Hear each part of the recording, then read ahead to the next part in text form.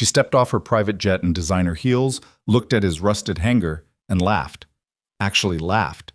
A billionaire CEO who had never been told no in her life, and a quiet widower who hadn't raised his voice in years. She thought she could buy him, threaten him, or simply walk past him.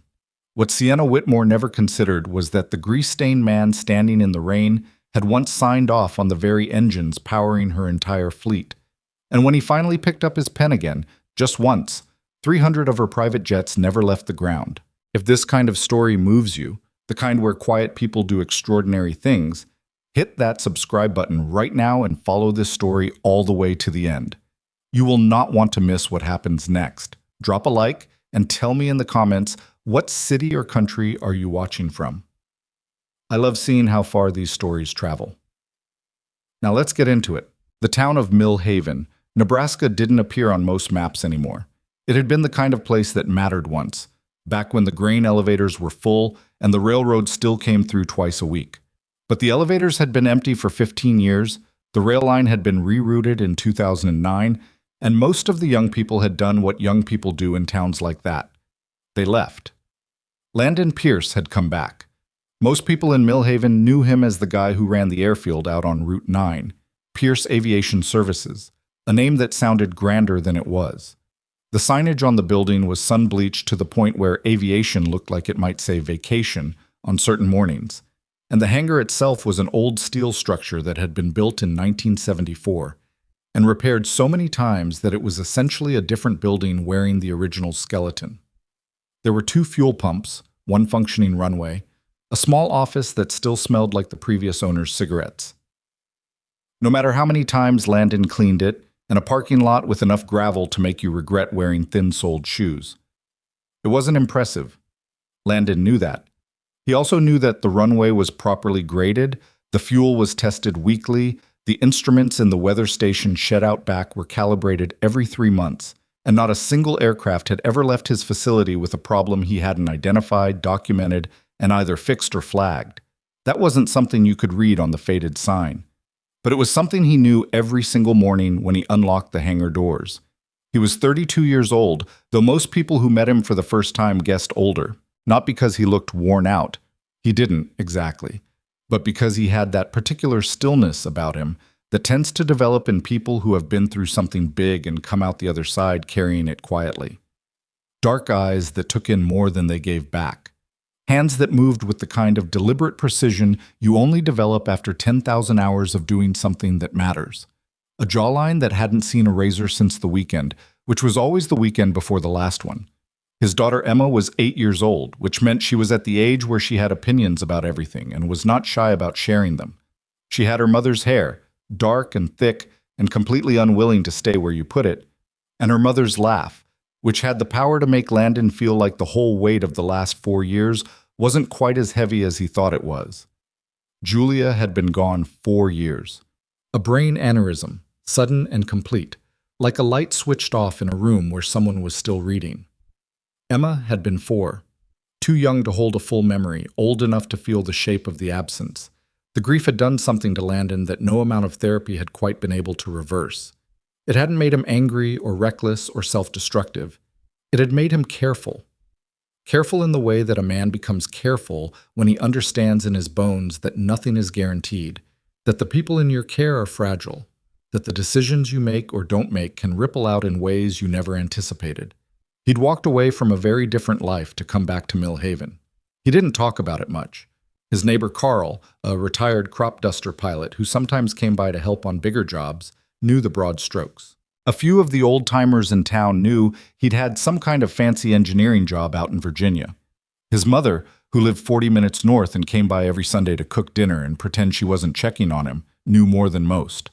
But in Mill Haven, people understood that some things you didn't push on.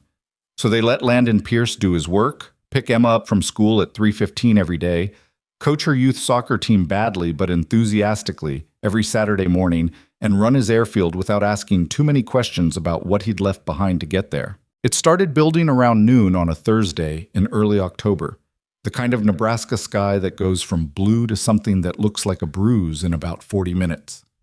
Landon had been under the belly of a Cessna 172 belonging to a local dentist named Kowalski, who had not pre-flighted his aircraft properly and had consequently been surprised to discover that one of his fuel lines was weeping. Landon had been replacing it, which was not a complicated job but required patience, and patience was something Landon had in considerable supply. Emma was at school. She'd be there until 3. He had time. By 1 o'clock, the wind had picked up and the barometric pressure had dropped in a way that made the back of Landon's neck feel tight. He came out from under the Cessna, wiped his hands on a shop rag, and stood in the hangar doorway looking at the sky. "Carl?" he called back into the hangar. Carl Briggs, 67 years old, had a knee that predicted weather better than any instrument Landon owned, and he was already reaching for his jacket. "I was just going to say," Carl said, "close up the second bay. I'm going to check the runway markers." "You think someone's up in this?" Landon squinted northwest. There was a darkness at the edge of the sky that looked serious. "I think someone might be trying to get down out of this pretty soon." He was right, though not in any way that was possible to fully prepare for. At 2:17 in the afternoon, his radio crackled with a transmission from a Gulfstream G700, a long-range private jet that retailed new at somewhere around $75 million. Identifying itself as Whitmore Air 1 and requesting emergency landing clearance at Pierce Aviation. Landon keyed the radio. "Whitmore Air 1, this is Pierce Aviation. You're cleared to approach runway 9er. Winds are 15 gusting 23 from the northwest. Visibility is dropping. What's your status?" The pilot, a man who sounded controlled but not entirely comfortable, gave a quick readout. They'd lost partial hydraulic pressure on their primary system and were running on backup. Not catastrophic, but serious enough that continuing to Chicago wasn't an option when a storm cell of this size was sitting right in their flight path. They needed to put down now. "Copy that," Landon said. "You're cleared. I'll have a team standing by." The team was Landon and Carl. Carl found this funny. Landon did not, because he was already running through his mental checklist for receiving an aircraft with compromised hydraulics, which was a situation that required specific preparations. They got the fire extinguisher accessible, not because they expected a fire, but because you always put the fire extinguisher accessible. And Landon positioned himself where he could watch the approach and be useful quickly if needed. The Gulfstream came down through the gray afternoon like a very expensive and slightly stressed bird. The landing itself was competent, careful. The pilot was good, clearly, even rattled, and the aircraft rolled to a stop about 2/3 down Landon's runway without incident. Landon released a breath he hadn't fully known he was holding. Carl let out a low whistle. "That's a serious airplane." "Yeah," Landon said, already moving toward it. The door of the Gulfstream opened while Landon was still walking across the tarmac.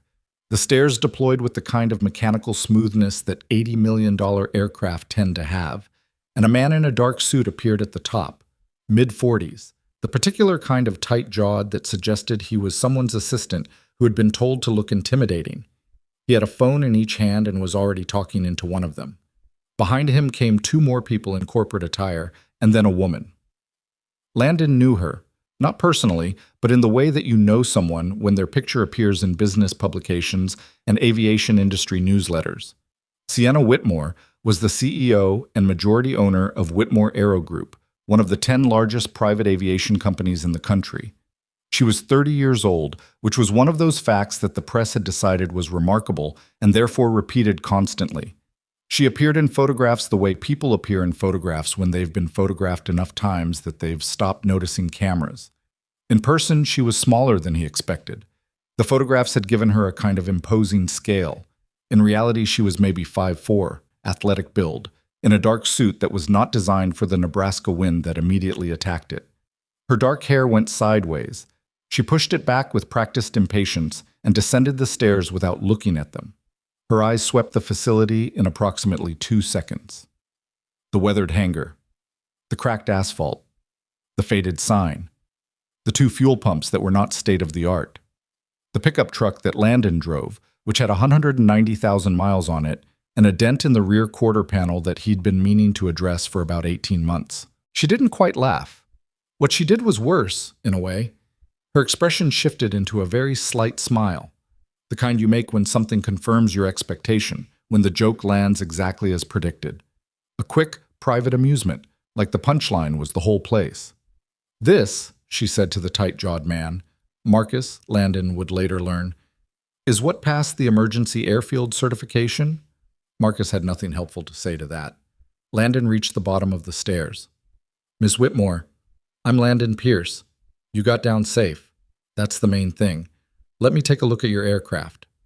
She looked at him for the first time. It was the kind of look that categorized rather than saw.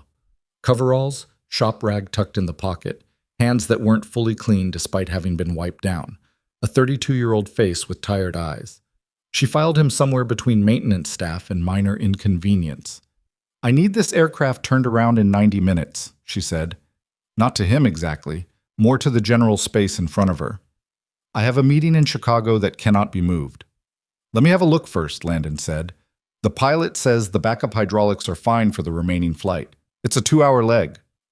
Your pilot also made a smart call to land here instead of pushing through a storm cell with a hydraulic problem, Landon said. So let's see what we're actually dealing with before we talk about departure times. Something shifted in her expression. She wasn't used to being answered that way. Not dismissively, not rudely, but in a tone that simply didn't accommodate the expectation that her schedule was the primary fact of the situation. Marcus, she said. Marcus stepped forward as though this were a transaction. We understand your time is valuable, Mr. Pierce. Mr. Pierce, the company can offer a substantial service fee for an expedited turnaround. Whatever your standard rates are, we're prepared to— I appreciate that, Landon said. And you'll be charged fairly for whatever work is done here. But the fee doesn't change the inspection. I'm going to look at the hydraulics before anything else moves. He turned toward the aircraft before Marcus could continue. The Gulfstream G700 was an extraordinary piece of engineering. Landon had worked with this series before, intimately, in another life, and the systems were sophisticated. The hydraulic architecture was redundant by design, meaning the backup system should have been fully capable of handling the remainder of the flight. Should have been. He pulled the inspection panels and ran a methodical check, which took 26 minutes. Not because he was slow, but because he was thorough, in the way that people are thorough when they don't cut corners, even when no one is watching. The hydraulic issue was genuine and repairable. A failed seal in the primary system, something his supply inventory could address. That part was straightforward. What wasn't straightforward was what he found while he was in there. The engine on the port side, the left engine, had a vibration damper assembly that looked wrong. The appearance wasn't dramatic. Nothing was visually shredded or obviously broken. But Landon had spent 4 years as a lead certification engineer at a federal aerospace contractor. And the thing about working at that level is that you develop a particular sensitivity to the way components age. You understand what wear should look like versus what wear shouldn't look like. You understand what the maintenance log is supposed to show versus what it actually shows. The damper assembly showed wear inconsistent with its logged hours. He looked at the maintenance logs. Physical copies were kept aboard, as required. The last 3 inspections had signed off on this component without any notes of concern. Landon crouched there for a moment with the log in his hands and the port engine above him, very still, doing the math in his head. Then he climbed out and went to find the pilot. Captain David Reeves was 48 years old and had been flying private jets for 22 years. He had the composed, slightly weathered demeanor of someone who had navigated hundreds of situations that required not showing what he felt on his face. He was standing near the nose of the aircraft doing his own post-landing documentation when Landon approached. You found something, Reeves said, without looking up. Not a question. The hydraulics I can fix, Landon said, keeping his voice level. That's a 4-hour job, maybe 5. But I need to ask you about the port engine. Reeves put his clipboard down. His eyes met Landon's. What did you see? Reeves said. The vibration damper assembly on the port side. The wear pattern doesn't match the logged hours. A pause. I filed a notification on that component, Reeves said carefully. At the last scheduled maintenance check, 6 weeks ago. What happened with the notification? Reeves looked away, not evasively, more like a man who is choosing his next words with great care. I was told the component had been evaluated and cleared. By who? By the maintenance director. In writing. He paused. I have the document. Landon looked at him steadily. Do you believe the evaluation was accurate? Reeves was quiet for a moment. The wind moved around them, carrying the first serious drops of rain. I believe, Reeves said finally, That I flagged it a second time 8 days later, and I was told the same thing, cleared. Sienna Whitmore was on a call in the aircraft when Landon came back up the stairs. Marcus moved to intercept him, and Landon simply stepped around Marcus in a way that wasn't confrontational but also wasn't stopping. "Miss Whitmore." She looked up from her call with controlled irritation. She held up one finger, the universal signal for "I will deal with you in a moment." "Ms. Whitmore," Landon said again. Same volume, same tone. Something in it made her end the call. She looked at him. "I can fix the hydraulic issue," Landon said. "That's 4 to 5 hours of work. I have the parts, but this aircraft is not departing today." The temperature in the cabin dropped about 10 degrees. "I'm sorry," she said, in a voice that was not sorry at all. "Could you repeat that?" "The port engine has a vibration damper assembly that shows wear inconsistent with logged maintenance hours. Your pilot flagged this component twice to your maintenance department and was told twice it was cleared. I don't believe it was adequately evaluated." He held her gaze. "I'm not signing a release on this aircraft until that component is properly inspected by someone with the equipment to do it right. That's not going to happen today." She stared at him. Whatever she'd expected from this interaction, it wasn't this. "That component," she said slowly, "was reviewed by our head of maintenance, a man with 30 years of experience. Then he should be able to show me the evaluation documentation that supports the clearance." "Are you actually telling me—" She stopped herself, breathed. "We have a $1 billion contract signing in Chicago tomorrow morning. Do you understand that?" "I understand that." "And you're telling me this aircraft isn't flying?" "Not from my field," Landon said. "Not today. If you want a second opinion, you're entitled to one.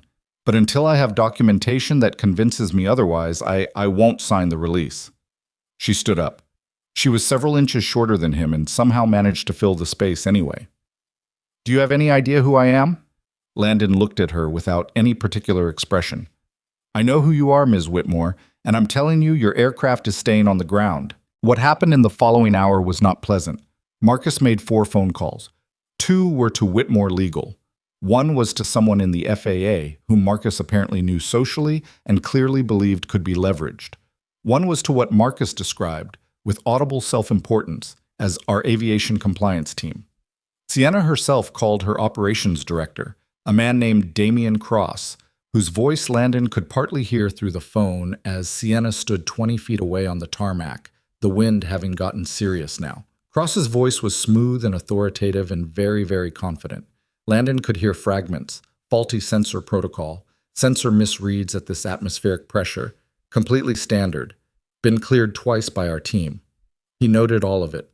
Then the compliance team arrived, by phone, via speaker, 4 of them, and for about 20 minutes they talked very loudly and with great certainty about sensor calibration errors, atmospheric interference with damper monitoring systems, and liability frameworks surrounding third-party mechanical holds.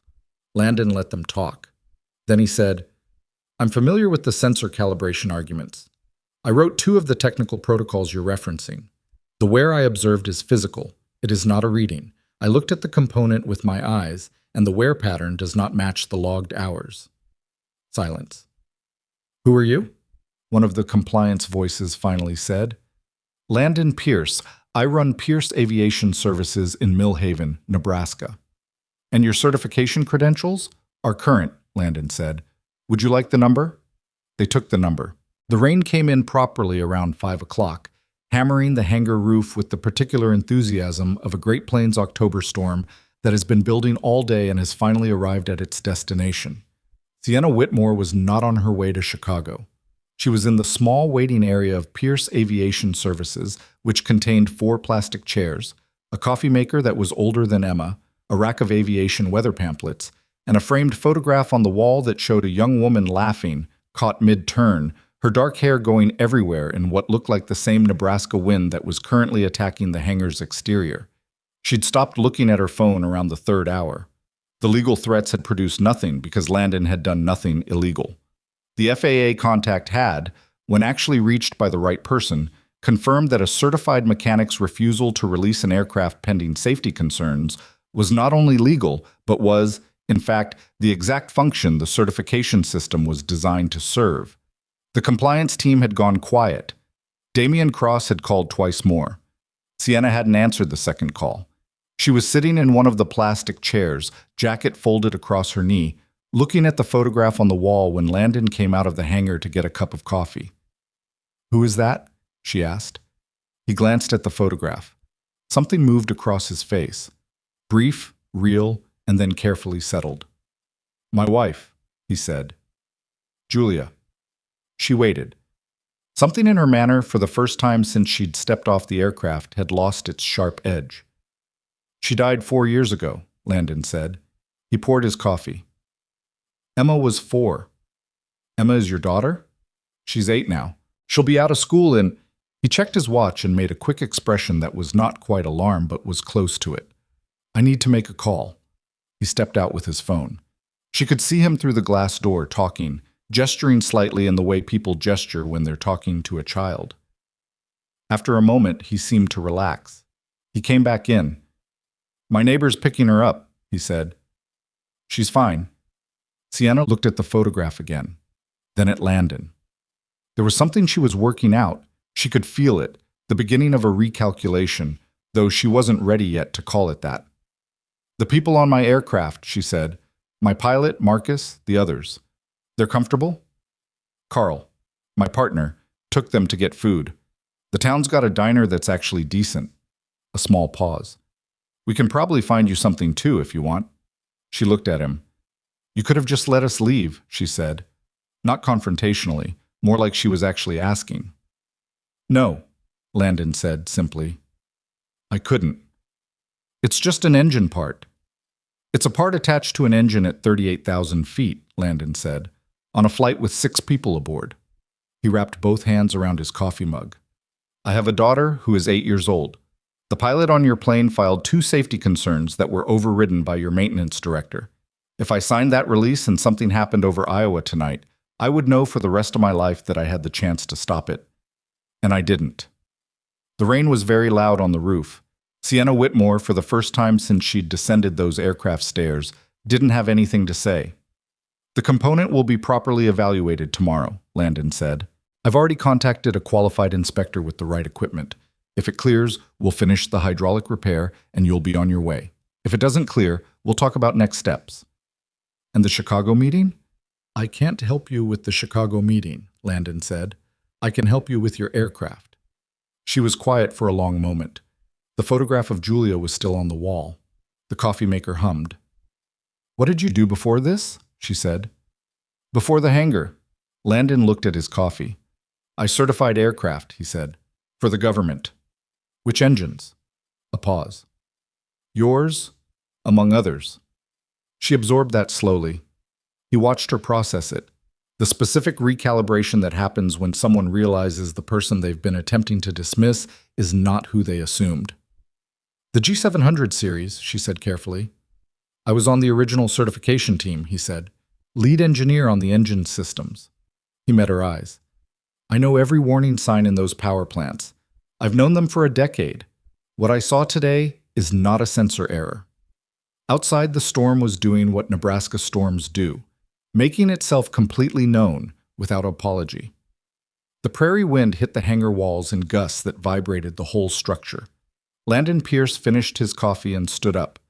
"I'm going to check on the hydraulic parts situation," he said. "There's more coffee if you want it. It's not good coffee, but it's hot." He went back into the hangar. Sienna Whitmore sat in the plastic chair in the small waiting room of a facility she'd laughed at 3 hours ago, listening to the rain come down on the Nebraska prairie, looking at a photograph of a woman she'd never met, and started very slowly and not entirely comfortably to understand that she had badly misread the situation she was in. The inspector arrived the next morning at 7:43. His name was Gerald Foss, and he drove a white pickup truck with a cracked windshield and a magnetic sign on the door that said, "Foss Aviation Consulting," in letters that had been partially peeled back by time and highway wind. He was 61 years old, thick through the shoulders, with white hair cut short and the permanent squint of a man who had spent 4 decades looking into engine housings. He and Landon had worked together briefly years ago, before Landon's life had changed direction, and they had the easy, undemonstrative relationship of 2 people who respected each other's work without needing to say so regularly. Foss climbed out of the truck, looked at the Gulfstream sitting on the tarmac, and let out a low sound that wasn't quite a whistle. "That's a serious machine to be sitting in Mill Haven," he said. "Interesting night," Landon said. "I read the file you sent." Foss pulled a canvas equipment bag from the back seat. "Port damper assembly. See what you think." They went to work. Sienna had slept at the only motel in Mill Haven, the Prairie Rest, which had 12 rooms, a vending machine in the hallway, and a television that got 4 channels clearly and 2 others with enough interference to make them more of a conceptual experience than an actual one. Marcus had arranged for a rental car to drive down from Omaha, which had arrived around 9 the previous evening and which Sienna had not used to leave. She'd stayed. She wasn't entirely sure why. Something about the conversation with Landon in the waiting room had produced a particular kind of discomfort. Not the discomfort of being mistreated, but the discomfort of beginning to suspect you've been wrong about something and not yet being ready to look at it directly. She arrived at the airfield at 8:15 with 2 cups of gas station coffee in a cardboard carrier, which was the kind of thing she did not generally do, and which Marcus, riding beside her in the rental car, clocked with visible surprise and chose not to comment on. Landon was under the engine with Foss. She stood at a respectful distance and waited. After about 20 minutes, Foss came out from under the cowling and set down his equipment. He looked at Landon. Something passed between them. The particular communication of 2 people who have both just seen the same thing, and neither of them is happy about it. "Tell me," Landon said. "It's worse than your estimate," Foss said. He pulled off his gloves with a slow deliberateness that was its own kind of emphasis. "The fatigue cracking on the secondary bearing housing isn't surface level. It's propagated inward. If I'm being direct, I'm surprised it's held this long." Sienna was close enough to hear this. She took a step forward. "What does that mean, exactly?" Foss looked at her with the particular patience of a man who has had to explain technical catastrophe to non-technical people before. "It means, ma'am, that under the kind of stress that engine experiences at altitude and high thrust, which is the kind of stress it experiences every time this aircraft takes off, that component had a meaningful probability of failing. And if it failed at the wrong moment, you'd be asking a G700 to perform on one engine over the Midwest." "And can it?" she asked. "It can," Foss said. "But the failure isn't always clean. Depending on how it goes, you might also be looking at FOD ingestion into the secondary systems." He let that land. "I've seen 3 incidents in my career involving damper failures on aircraft in this service range. 2 of the 3 had outcome reports I'd rather not describe to you over morning coffee." Sienna didn't say anything. Landon took the coffee she was still holding out, not because he'd been waiting for it, but because it was there. "Thank you," he said, and he meant it in a way that covered more than the coffee. She nodded. "I need to make some calls," she said. Her voice was different from the day before, not softer exactly, but with the hard edges pulled back, like a tool that had been put away. "I need to understand how that component got signed off twice." "I'd like to understand that too," Landon said. She walked away with her phone already at her ear. Landon watched her go, and Foss watched Landon watch her, and then Foss went back to his documentation without saying anything, which was one of the things Landon had always liked about Gerald Foss. The morning moved on. The Nebraska sky, scrubbed clean by last night's rain, was the particular shade of blue that only appears in October on the Great Plains, a color so saturated and vast that it seems almost aggressive, like a declaration. Emma had spent the night at the neighbor's house and arrived at the airfield at 9, wearing her backpack and carrying a drawing she'd made at school the previous week that she'd been meaning to give her father. It was a picture of an airplane and a man standing next to it, rendered in the specific artistic style of 8-year-olds everywhere. The proportions enthusiastic rather than accurate. The colors chosen for emotional rather than representational reasons. The man had a very large smile. She handed it to Landon without ceremony. "I made it last week, but I forgot," she said. He looked at it for a moment. "This is excellent work," he said. "The airplane has your name on it. See?" She pointed to the fuselage where Landon was printed in letters that took up most of the available space. "I see that."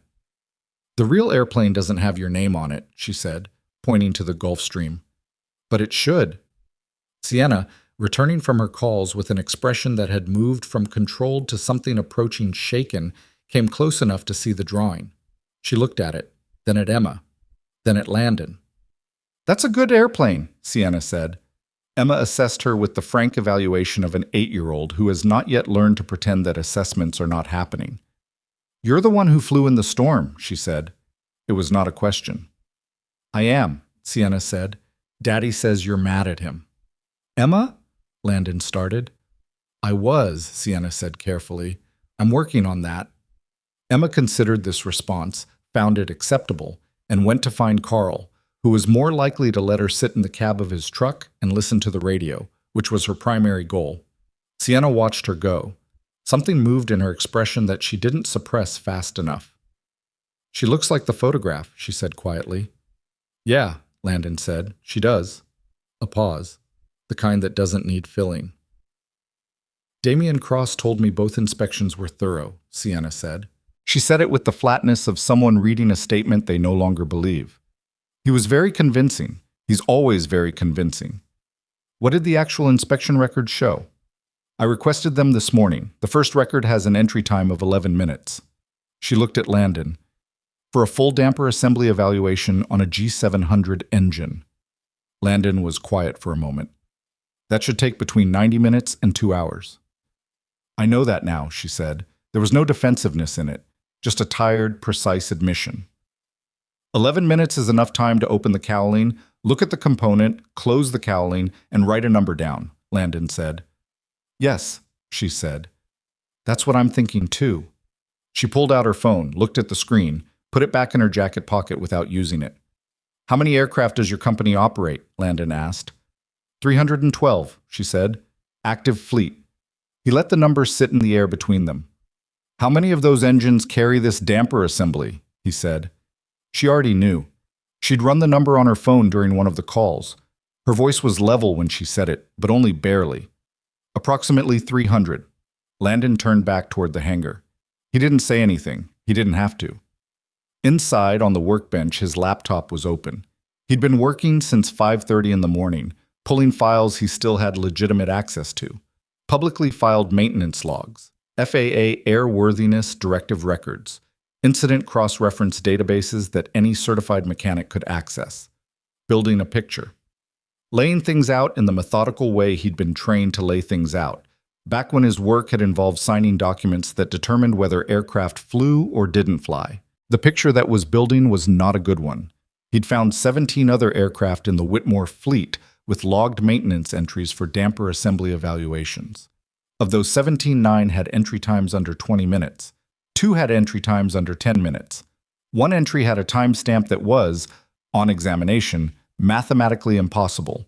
It was logged as completed before the previous inspection entry had been closed, which meant someone hadn't just been sloppy, someone had been falsifying. He showed Foss. Foss looked at it for a long time, then looked up at Landon with an expression that meant they both understood what came next, and neither of them was going to enjoy it. How far does it go? Foss said. I don't know yet, Landon said, but far enough that I have an obligation. Foss nodded slowly. You know what you're opening. Yeah. Your life gets complicated. My life, Landon said, was already complicated. He sat down at the workbench and began drafting the certification report. It took 3 hours. He wrote every word carefully, citing every source, cross-referencing every timestamp, building the documented case the way he'd been trained to build it. Not emotionally, not argumentatively, but structurally and completely. When he was done, he read it twice and changed 4 sentences and kept everything else. Then he filed it. With his electronic certification signature, which was still valid because he'd never let it lapse, some habits being so deeply built that they persist even when the career they were built for has been set aside. The filing went to the FAA's Aviation Safety Database, to the Regional Certification Office in Omaha, and to the National Airworthiness Notification System, which was designed to handle exactly this kind of systemic safety concern across a fleet. Landon closed the laptop. He sat for a moment in the quiet of the hangar, with the smell of engine oil and the sound of wind off the prairie and the distant sound of Emma laughing at something Carl had said. Then he went out to find Sienna. He found her on the tarmac, facing west, phone in hand but not using it. Her jacket was pulled against the wind. From behind, she looked for a moment like someone who had just been told news they'd been half expecting and had stepped outside because inside felt too small. Ms. Whitmore, he said. She turned. I filed a certification report with the FAA based on what we found this morning and the maintenance records I've been able to access. Given the pattern I've documented, the report recommends a safety review of the entire fleet's damper assembly maintenance records. He paused. The regional office will make the determination on next steps. I can't tell you exactly what that means for your operations, but I can tell you what I found, and I can tell you that what I found gave me no other legitimate option. She stared at him. The wind moved around them. All 300, she said. Not a question. A calculation she was running in real time. I don't know what the FAA will determine, Landon said. That's not my call. But if the pattern in the logs is what it looks like, and if the review bears that out, then yes, it's possible some portion of the fleet gets grounded pending inspection. A portion, she said. He met her eyes. Sienna, the pattern covers aircraft across every maintenance hub in your network. If Cross was managing this centrally, the contamination isn't regional, it's systemic. She was quiet for a long time. A hawk was riding a thermal somewhere to the north, making wide, slow circles against the October blue. How many people fly on those aircraft every week, she said. It wasn't the question he'd expected. I don't have your passenger numbers, he said. I do, she said. About 12,000 individual flights per month across the fleet. Charter clients, fractional owners, cargo contracts. A beat. That's 12,000 times someone boards one of my aircraft expecting that the maintenance has been done properly. Landon didn't say anything. I built this company from 11 aircraft and a lease agreement I couldn't technically afford, she said. I know every contract, I know every client, I know the names of most of the pilots. She stopped. I didn't know my maintenance director was signing off on 10-minute inspections. No, Landon said. I don't think you did. Does that matter? It was an honest question. He could hear that. Not rhetorical, not self-pitying, actually asking. It matters for what happens next, he said. It doesn't change what's already in those records. She nodded once, looked down at the tarmac, looked back up. What happens when the FAA processes your report? They'll initiate a fleet review. They'll contact your maintenance department for records. Depending on what they find, they'll issue airworthiness directives and possibly temporary operating restrictions on affected aircraft pending compliance. He watched her absorb this. It won't be immediate. These things move at their own pace. But it'll move. And in the meantime, your hold on this aircraft? Stands, he said, until the component is replaced and the repair is properly documented. She pulled in a slow breath, released it. You know what this does to my Chicago contract, she said. I'm not able to factor that in. I know. She said it without resentment, just acknowledgement. I know you can't. She was quiet for a moment. When I came down those stairs yesterday, I looked at this place and I thought, I know what you thought, Landon said. Not unkindly. She almost smiled. It didn't quite make it to her face, but it was there in the shift of her expression. I've been told before that I'm better at building things than I am at seeing them. Who told you that? My CFO, my last CFO. We disagreed about certain priorities and she found different employment. A pause. She was probably right. Landon thought about the maintenance logs, the 11-minute inspection, the impossible timestamp, the 2 safety flags from Captain Reeves that had been overridden by a man who was, by the sound of it, very good at being convincing. When did Cross come on as your operations director? He said. 3 years ago. He came from a competitor, brought a lot of industry relationships, knew how to move contracts quickly.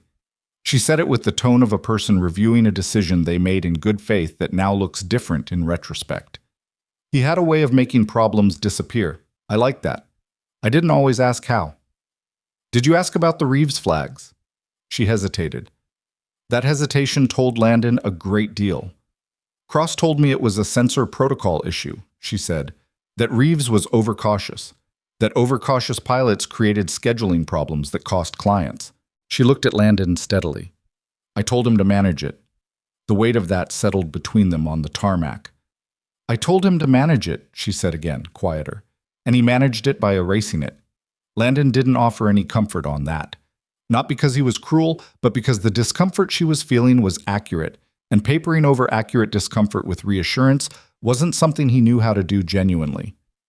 The good news? he said after a moment, is that nothing happened. Reeves made a good call landing here. Foss found what he found. And now there's a process running that will look at the rest of it. The good news, she said, with a dry edge that was the first time her voice had reminded him of the woman who'd stepped off the stairs yesterday. That's the good news, yeah.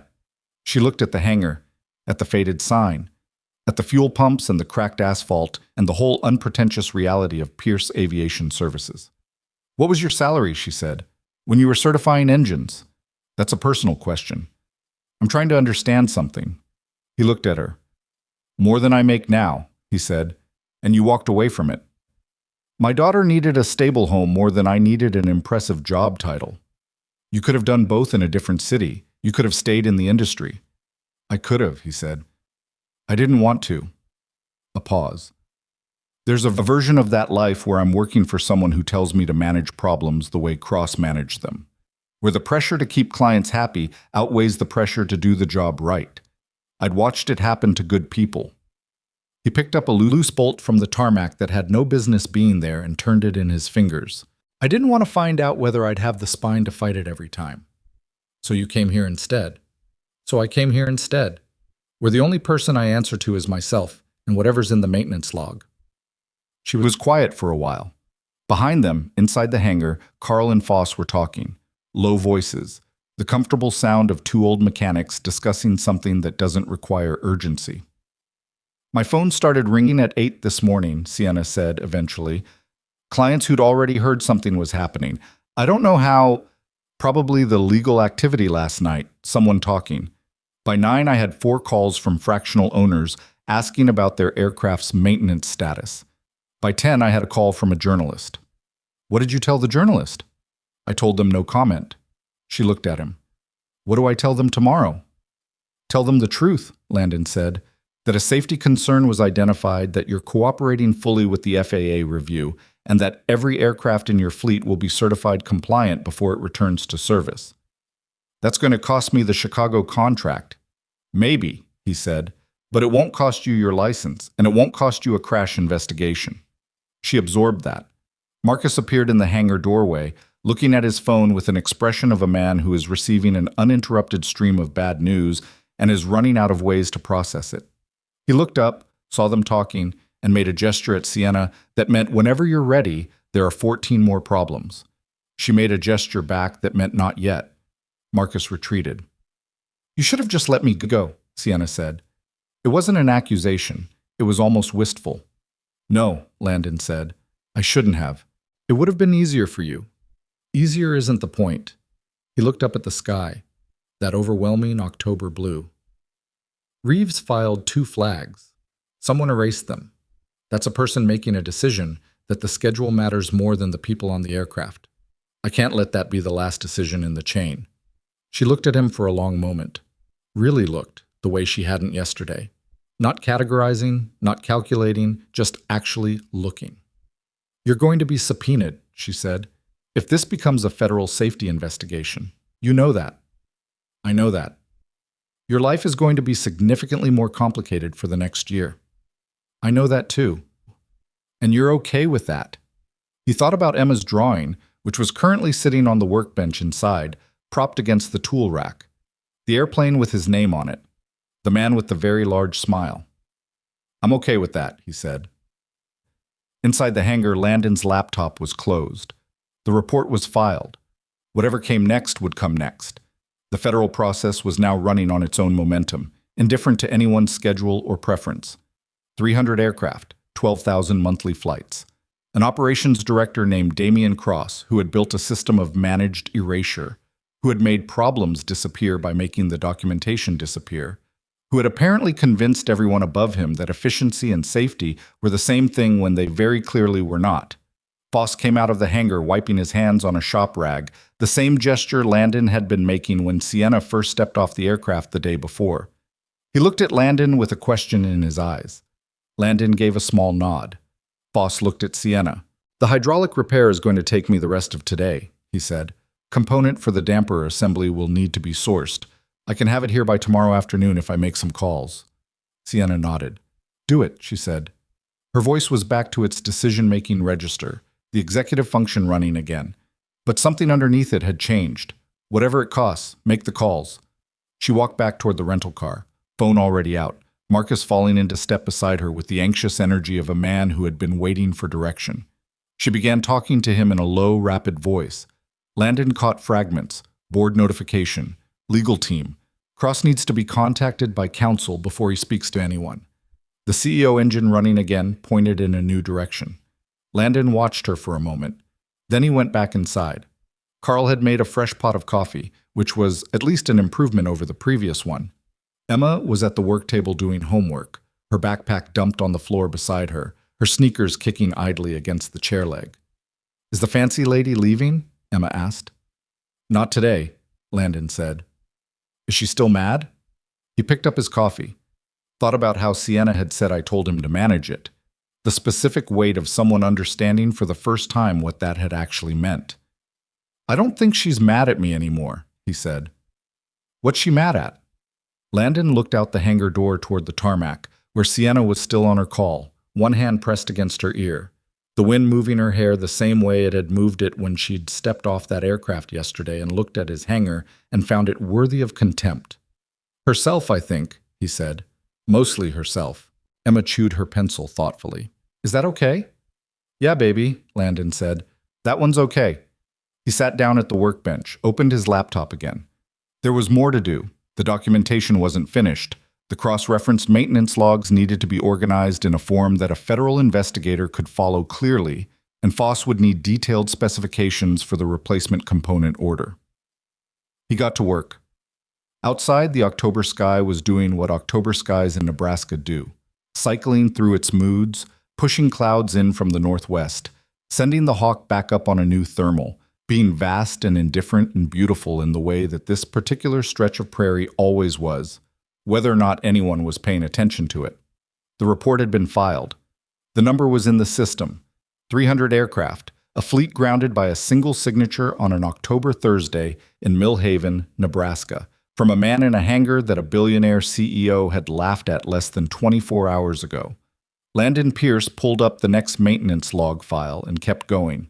The call from the FAA regional office in Omaha came on Friday morning, 31 hours after Landon filed the report.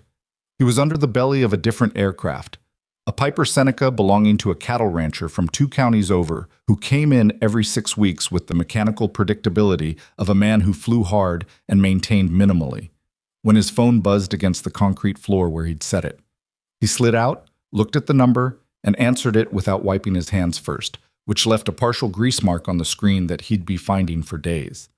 The woman on the line introduced herself as Supervisory Aviation Safety Inspector Renata Caldwell, and her voice had the particular quality of someone who has spent a career delivering difficult information without drama and has gotten very good at it. She didn't waste time. "Mr. Pierce, we've processed your certification report and initiated a preliminary records review on Whitmore Aero Group's maintenance documentation." A pause that carried weight. "I want to ask you a few questions about the scope of what you found, and I want to be direct with you about what we're looking at." "Go ahead," Landon said. "The timestamps you flagged in the maintenance logs, you've cross-referenced these against the required inspection protocols for the G700 damper assembly series?" "I have. The documentation is in the report. Minimum required inspection time for a thorough evaluation of that component under FAA Advisory Circular 43.13 is between 80 and 140 minutes, depending on access configuration. 9 of the 17 records I examined logged under 20 minutes, 2 logged under 10. And the record with the impossible timestamp. Entry closes before the previous entry opens, by 11 minutes. He paused. Either someone made a data entry error, or they were copying a template and didn't check the time fields. Inspector Caldwell was quiet for a moment. "Mr. Pierce, are you available for a call with our investigation team this afternoon? We're bringing in our maintenance records unit from Kansas City." "I'm available," he said. "And you have the raw files you worked from?" "Everything is backed up and documented. I can send the working file this morning. Please do that." Another pause, shorter.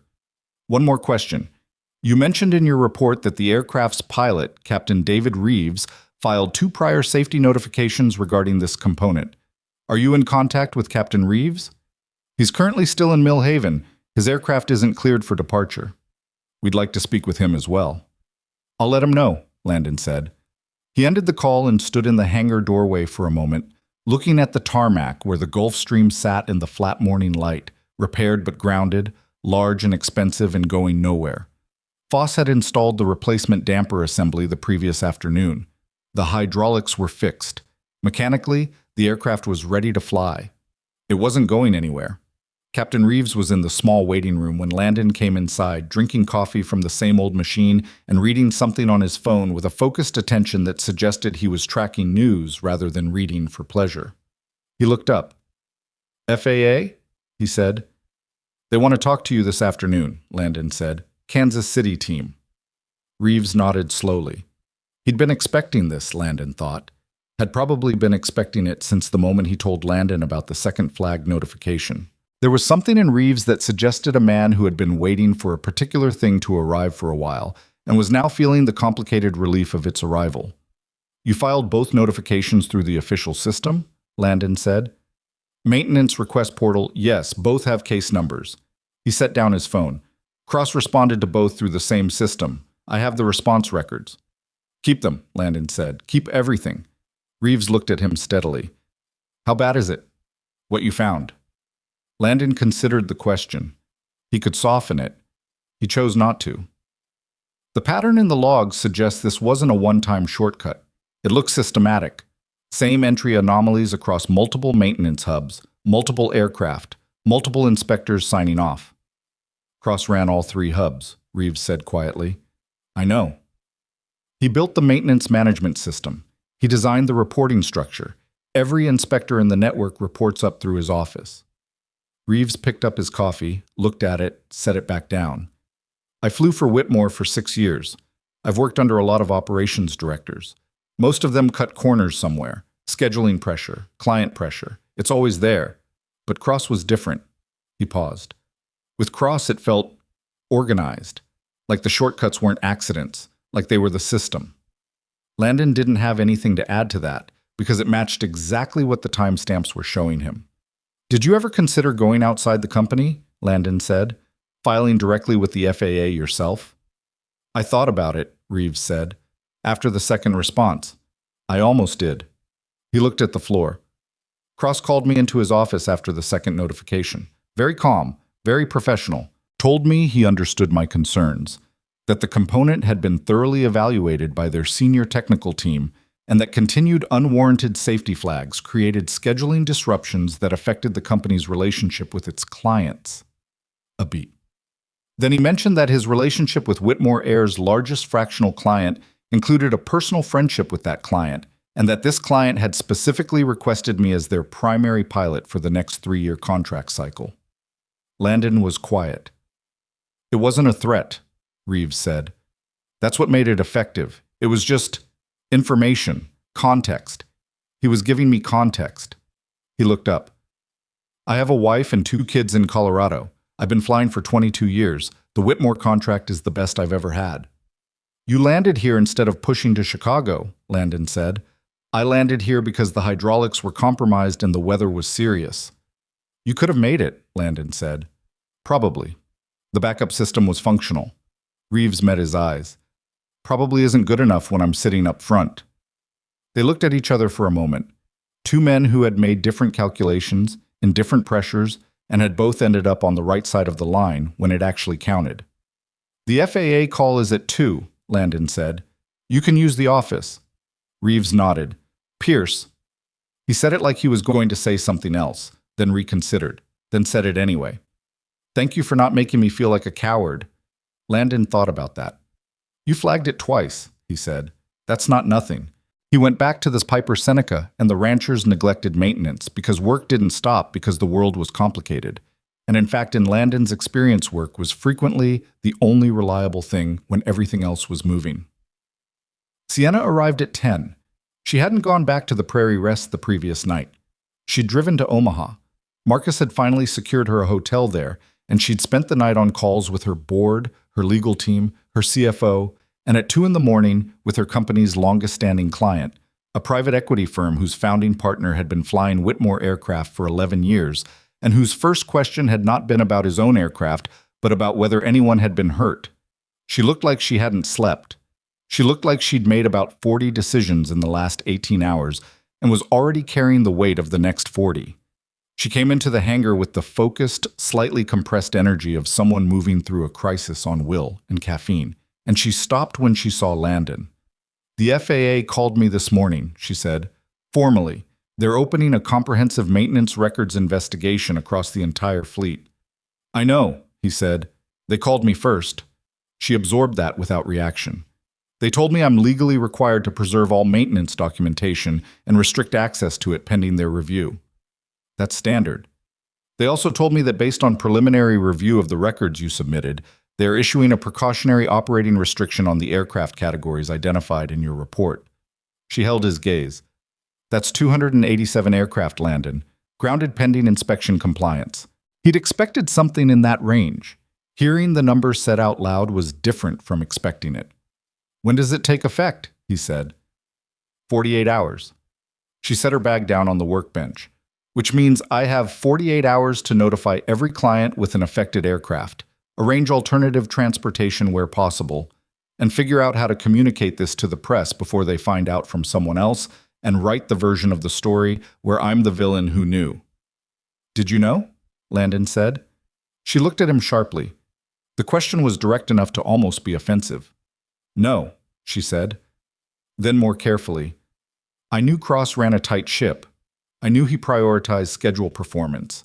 I knew he had a philosophy about risk management that was aggressive, but I did not know he was manufacturing inspection records." "What did you think happened to Reeves's flags?" She was quiet for a moment. "I thought they'd been reviewed and cleared by people more technically qualified than me to make that determination." A pause. "That was convenient thinking. I know that now." "Cross is going to be questioned by the FAA," Landon said. "His response records are already in their system. When they pull the inspector sign-off chains across the maintenance hubs, they're going to find the names of every technician who put their signature on a fraudulent entry." "I know," she said. "My legal team is already dealing with that." She pulled in a slow breath. "Damian Cross called me this morning, before the FAA called. He told me—" She stopped, started again. "He said the situation was being blown significantly out of proportion by someone who has a personal issue with the company's operational philosophy. That you had flagged a minor component concern and elevated it into a federal investigation for reasons that may not be purely safety motivated." Landon kept his expression neutral. "What reasons did he suggest?" "He implied you might be positioning yourself professionally. That a rural mechanic who used to work in certification might see this as a way back into the industry." Landon looked at her steadily. "Do you believe that?" She met his eyes. "I believed it for about 45 seconds, she said. "And then I thought about the fact that you had Gerald Foss here at 7:43 in the morning, and you were already in the logs before that, and that you were going to go home to your daughter and your hangar and your broken asphalt parking lot, regardless of what happened to my company. And I stopped believing it." "Cross is trying to protect himself," Landon said. "That's what he does. He makes problems into other people's problems." "He's very good at it," she said. There was a hollow quality to her voice. "He's been doing it inside my company for 3 years, and I kept promoting him because problems kept disappearing." She looked at the aircraft through the open hangar door. "I thought I was good at reading people. I built a company on that belief." "You're good at reading people who want things from you," Landon said. It was not unkind. Cross wanted to stay employed and keep his system running. That's not a hard read when someone's willing to keep giving you good outcomes. She considered this. "And you?" she said. "What do you want from me?" "Nothing," he said. "That's not a normal answer." "I want the aircraft to be airworthy and the maintenance records to be accurate," he said. "I want the people who board your planes to have the same chance of landing safely as they had when they took off." He picked up a wrench and turned it in his hands. "That's not something you can give me. That's just what the job is." She looked at him for a long moment. The hangar was quiet except for the sound of wind off the prairie and Foss moving around somewhere in the back. "I need to ask you something," she said, and her voice had shifted into a register that was more uncertain than anything he'd heard from her yet. "The board is calling an emergency meeting tomorrow, in Chicago. They want to convene in person. They're going to want answers about how this happened, about what the exposure looks like, about what the path forward is. She stopped. I want you to be there. Landon looked at her. I'm not a board consultant. I'm not asking you as a consultant. I'm asking you as the person who actually understands what happened technically and why. Because Cross is going to be in that room. She paused. Or his legal representation will be, which amounts to the same thing. And every executive in my company has been told a version of events by Cross that I'm not sure they'll just abandon because I show up and say otherwise. Her jaw tightened slightly. I need someone who can speak to what's in those maintenance logs in a way that can't be argued with. Landon was quiet. You said it yourself, she said. The corruption isn't regional, it's systemic. My board needs to understand that in terms they can't explain away. What makes you think they'll listen to me? Because you don't want anything from them, she said. Cross wants his job. My executives want their bonuses. My lawyers want their retainer. You want, she gestured slightly, accurate maintenance records. He almost smiled. Almost. I need to arrange for Emma, he said. Of course. And I'm not dressing up. She looked at his coveralls. Wear whatever you want. And I'm coming back the same day. I'm not staying in Chicago. I'll have the aircraft back here by evening, she said, and then hearing herself added, assuming it gets cleared. Carl can do the pre-flight, Landon said. I'll go over his work. She nodded. Miss Whitmore. Sienna. He looked at her. Sienna. If Cross is in that room tomorrow and he tries to redirect this the same way he redirected it to Reeves, I'm going to say what the records say, regardless of what it does to the room. I know, she said. That's why I'm asking you. The afternoon FAA call ran 2 hours and 40 minutes. Landon participated from his office, the small room that still smelled faintly of the previous owner's cigarettes despite every effort, while Emma did her homework at the workbench in the main hangar under Carl's loose supervision, which meant she was also being taught, in segments, the differences between a fixed pitch and constant speed propeller, a lesson she was absorbing with the intense focused curiosity she brought to most things. Captain Reeves was on the call for the first hour, then the FAA team asked to speak with Landon separately. Inspector Caldwell led the technical portion. She was sharp and precise, and her questions confirmed that the federal team had already been doing their own preliminary analysis of the records Landon had sent and had found additional anomalies he hadn't caught yet. That was not comforting. By the time the call ended, the operating restriction had been formalized and the number had changed. 294 aircraft, 7 more than the morning estimate. Landon sat with that number for a while after the call ended. He wasn't second-guessing himself. That wasn't what this feeling was. It was something more like gravity, the weight of what a single report could set in motion. He'd known it would move things. He hadn't fully felt the scale of the moving until now. His phone had 17 missed calls. 3 were from numbers he recognized. His mother, Carl, the rancher whose Piper Seneca was still waiting for its full write-up. The other 14 were from numbers he didn't recognize, which meant journalists because it had been fast, far faster than he expected for something this technical, and someone had connected the Millhaven airfield to the grounding through the FAA's public notification database. He didn't return any of the 14. He did call his mother, who had been following developments with the particular combination of pride and worry that she'd applied to most of Landon's life decisions, and who wanted to know if he was eating, whether Emma had clean clothes for school tomorrow, and whether he needed her to come down. I'm fine, Mom. You sound tired. I'm going to Chicago tomorrow. A pause. Chicago. Board meeting. I'll be back the same day. Another pause. Longer. Landon Pierce, you have been in that hangar for 4 years, and you have not gone more than 40 miles from Millhaven for any reason whatsoever. I know. This is a big deal. I know, Mom. Do you want me to come get Emma? Carl's got her, but if you want to come Sunday for dinner, I'll be there Saturday, she said. Don't argue. He didn't argue. The morning drive to Omaha took 40 minutes. Sienna's aircraft lifted off just after 9.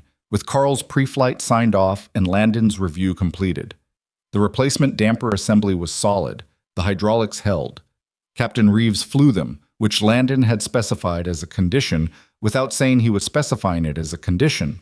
He'd simply said that Reeves was their pilot, and Sienna had agreed without discussion. Chicago's skyline came up through a thin cloud layer that the G700 punched through cleanly, and Landon sat in the aircraft's main cabin across from Sienna, who was on her laptop working through the board presentation she'd been building since 2 in the morning. Marcus sat further back, looking at his own screen with the expression of a man who has accepted that his life is controlled by events larger than himself and has found a kind of peace in that acceptance. Landon looked out the window and thought about nothing in particular, which was a skill he'd developed in the years since Julia. The ability to simply sit with whatever was present without pushing it in any direction.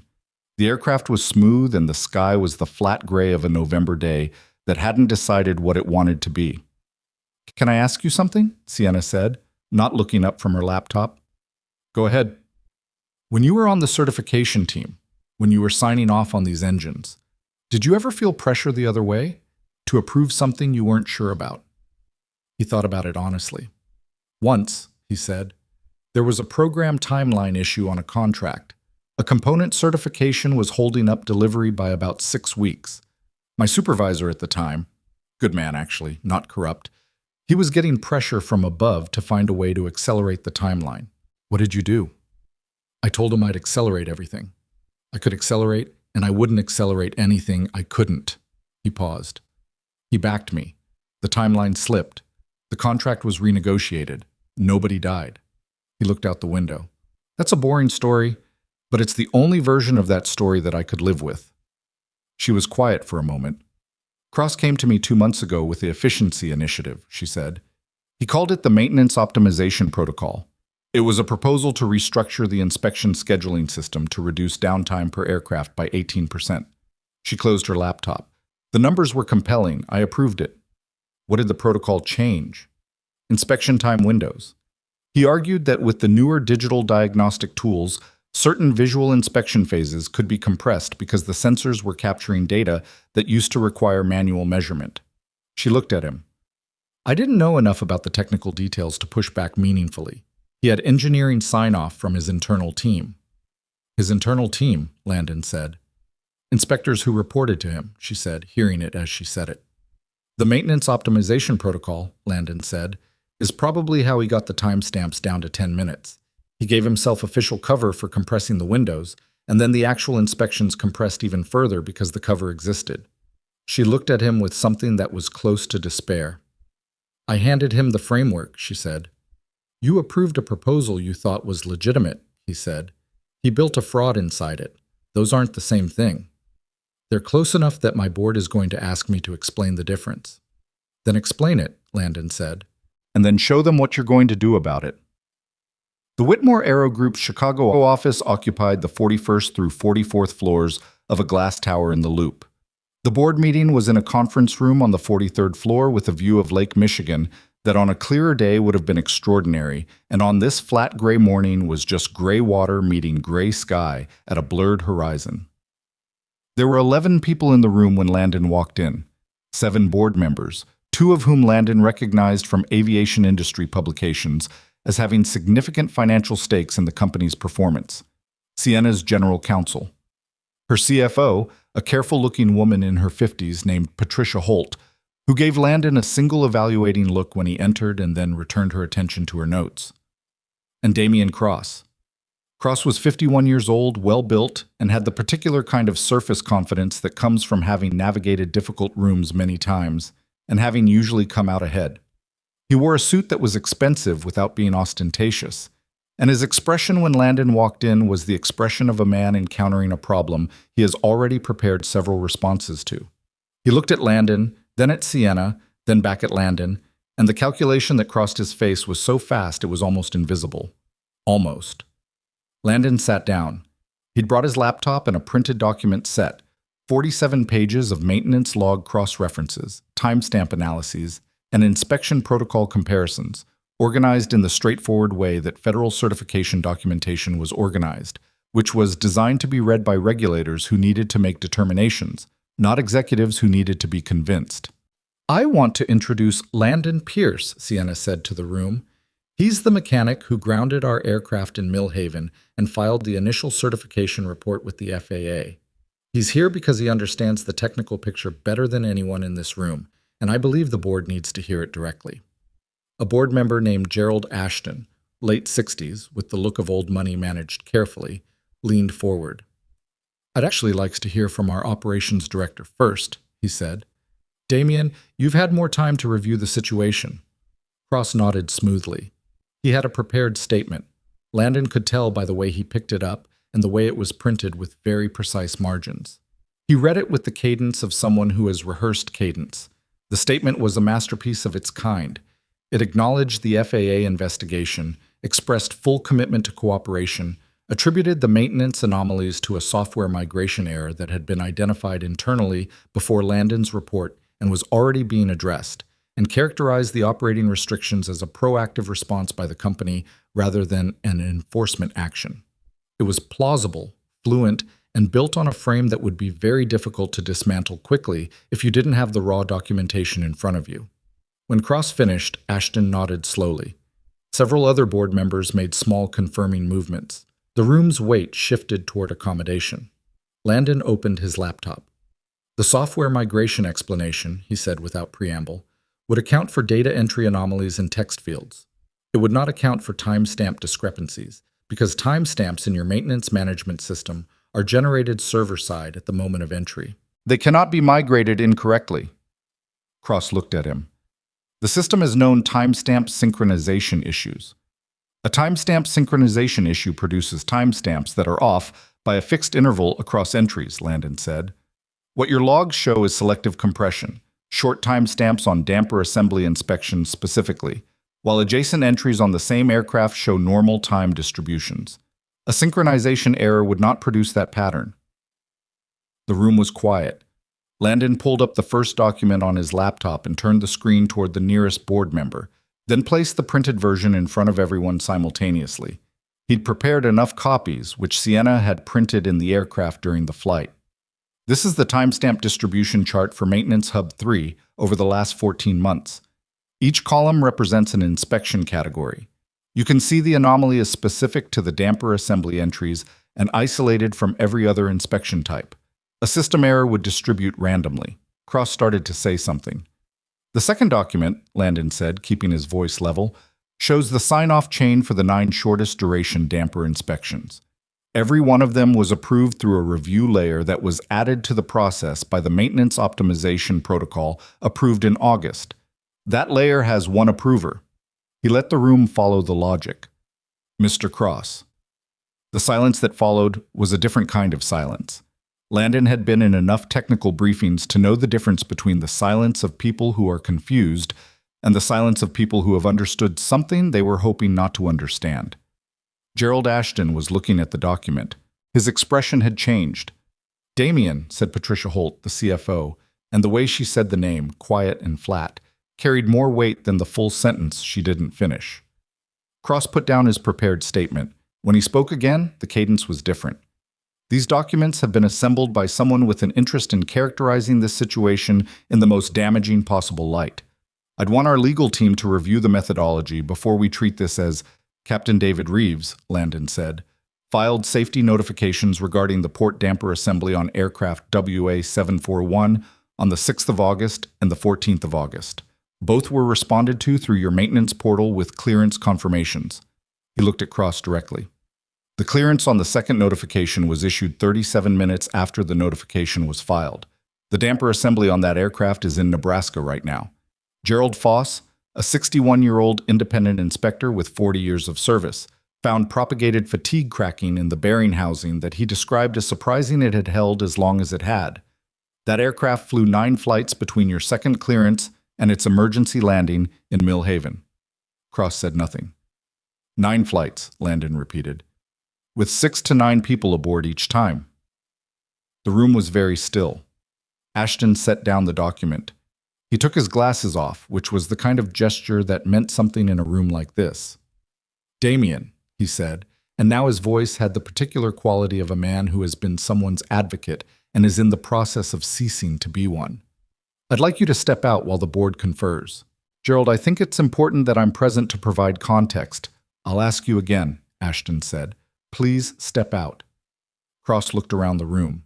Something moved in his face. The calculation, running again, finding fewer viable outcomes this time. He stood up. He picked up his prepared statement.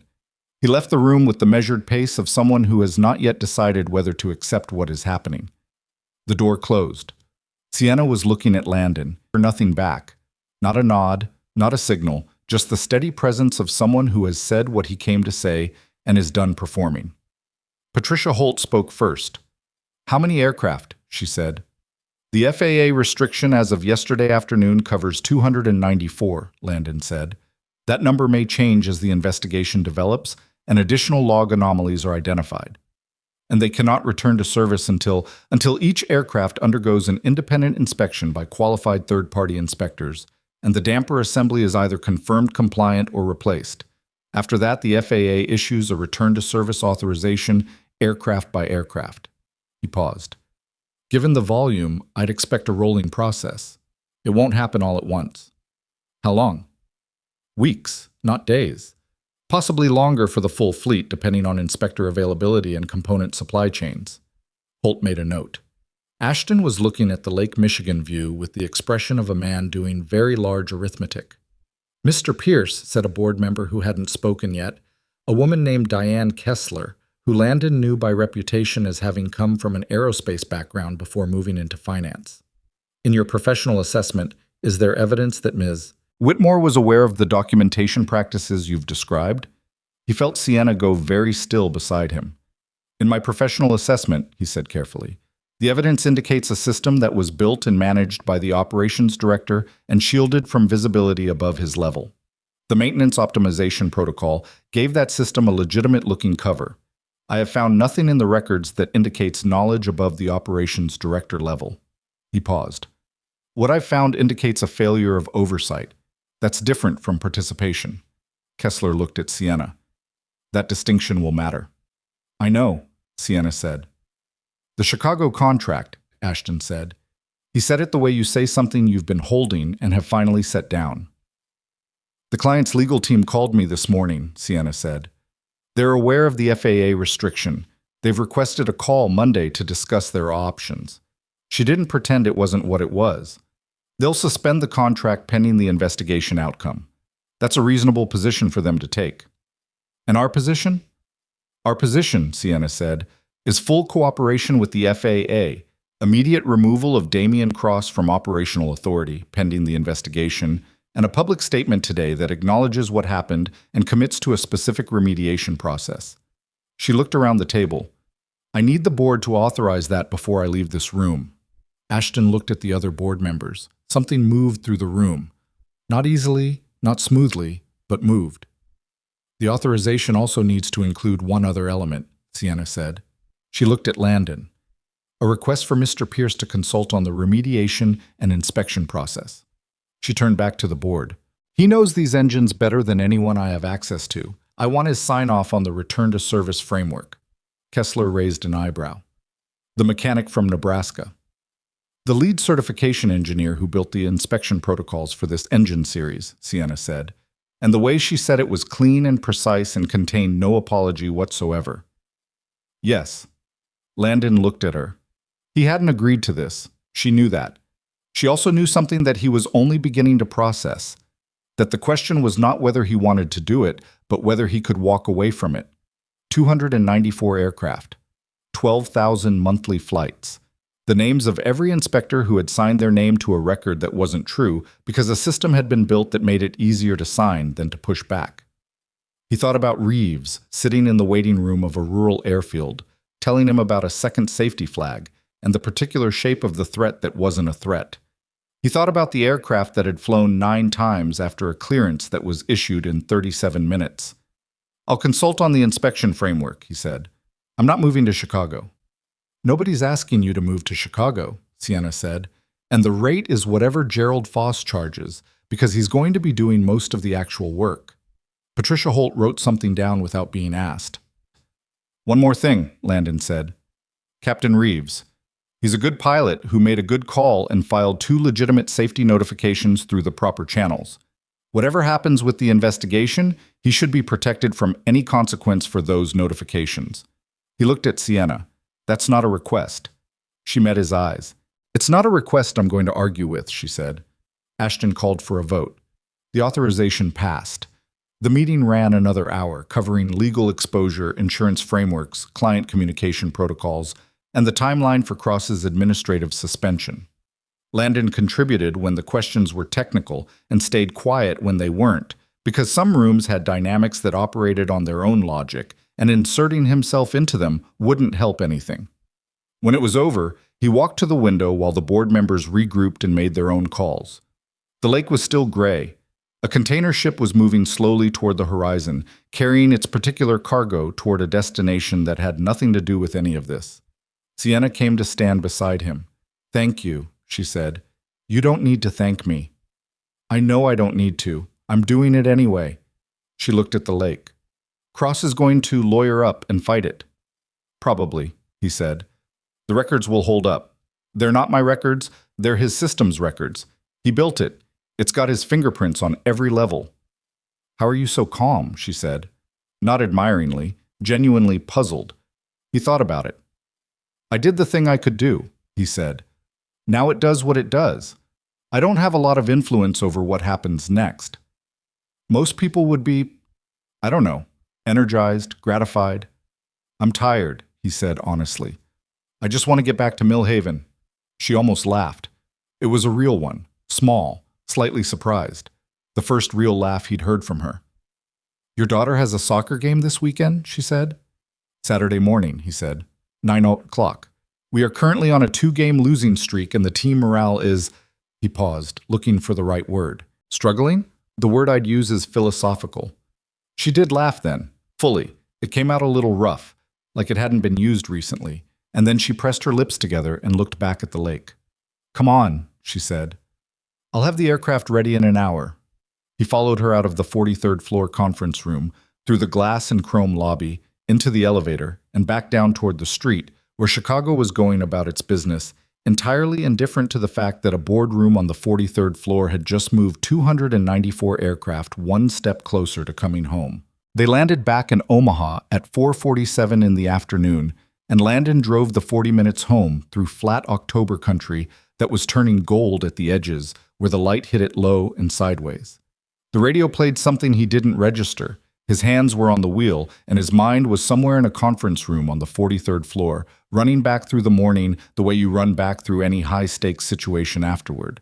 Not with regret exactly, but with the particular attention of someone checking their own work. He'd said what needed saying. The records had done most of it. That was how it was supposed to work. Emma was at his mother's when he got home. His mother, true to her word, had driven down from the north without waiting for Saturday. And when Landon pulled into the driveway, she was in his kitchen, making something that smelled like the pot roast she'd been making since he was 9 years old.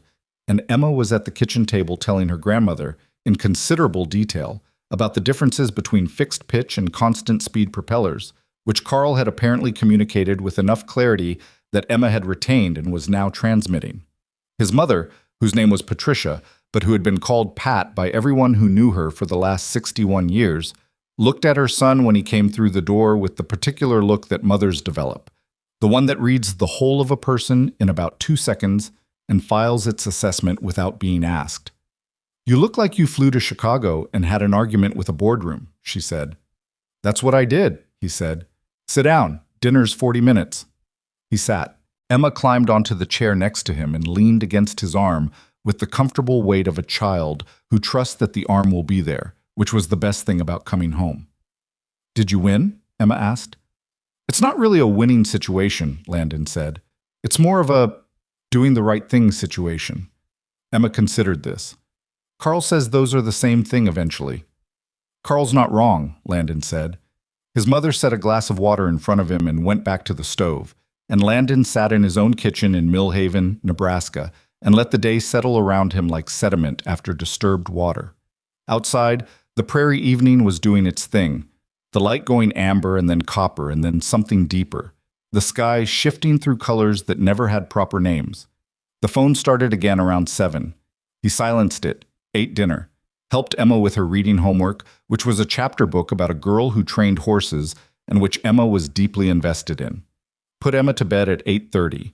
Sat on the back porch in the cold for 20 minutes staring at nothing in particular. Then he went inside and started returning calls. The next 2 weeks were not simple. The FAA investigation moved with the particular momentum of a federal process that has found what it was looking for and is now following the thread wherever it leads. Inspector Caldwell's team pulled maintenance records going back 3 years across all 3 Whitmore hubs, and what they found confirmed and exceeded what Landon had documented. The compressed inspection windows weren't limited to the damper assembly. They extended to 7 other component categories, all of them routed through the approval layer Cross had built into the maintenance optimization protocol. The total number of aircraft with at least one flagged maintenance anomaly eventually reached 311. 311 out of a fleet of 312. The one exception was a G550 belonging to a fractional owner in Dallas, who had, on his own initiative and at his own expense, hired an independent mechanic to conduct a parallel inspection of every maintenance procedure on his aircraft because, as he explained to an FAA interviewer, he didn't fully trust anyone else's paperwork. That aircraft was clean. The other 311 were not. Landon learned the final number on a Tuesday morning from Inspector Caldwell, who called him at the hangar while he was doing the Kowalski Cessna's 6-month inspection. The actual full inspection this time, not the abbreviated version the dentist had apparently been accepting from his previous service provider. He set down his clipboard and stood very still for a moment after the call ended. 311. Carl was working nearby and saw his face. "How bad?" Carl said. "Bad," Landon said. "All of them?" "Almost." Carl was quiet for a moment. Then he went back to what he was doing, which was the most useful response available. The remediation framework Landon had agreed to consult on was a 3-stage process, and he'd been working on it in the evenings after Emma went to bed, sitting at the kitchen table with his laptop and his notes, and occasionally the pot of coffee his mother had made before she drove back north, working through the logic of how you inspect, certify, and return to service nearly 300 aircraft in a way that doesn't just check a box, but actually means something. Stage 1 was documentation audit. Every maintenance record for every affected aircraft reviewed against the actual work orders and parts invoices, identifying not just what the logs claimed, but what could be independently verified as having occurred. This was the slowest part, the part that required human eyes on paper, and Landon had recommended a team of 12 independent auditors working in rotating shifts across the 3 hub locations. Stage 2 was physical inspection. Every aircraft undergoing a full independent inspection by certified mechanics with no prior relationship to the Whitmore maintenance network. Foss was coordinating a consortium of independent inspectors from across the Midwest and Southwest who had the specific credentials for this class of aircraft. It was, Foss had told him on the phone one evening, the largest coordinated independent inspection effort he'd seen outside of a federal fleet review. "You understand that your name is now associated with something significant," Foss had said, with the particular dryness he deployed when something was an understatement.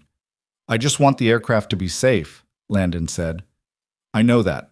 I'm telling you that the industry is paying attention whether you want it to or not."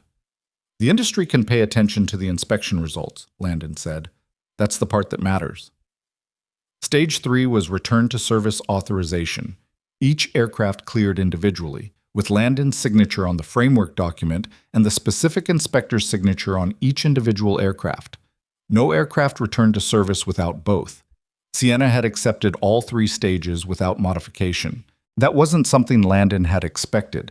He'd anticipated negotiation, pushback on timelines, arguments about client pressure. There was none of it. She'd read the framework document, asked 3 specific questions that were good questions, and signed the authorization. "No changes?" he'd asked on a phone call the day she signed it. "No changes," she said. "Most people in your position would push back on the timeline."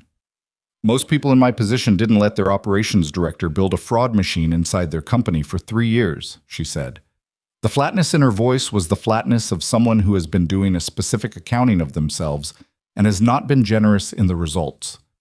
The weeks had been hard on her in ways that were visible even over the phone. The Chicago contract had been formally suspended pending the investigation outcome.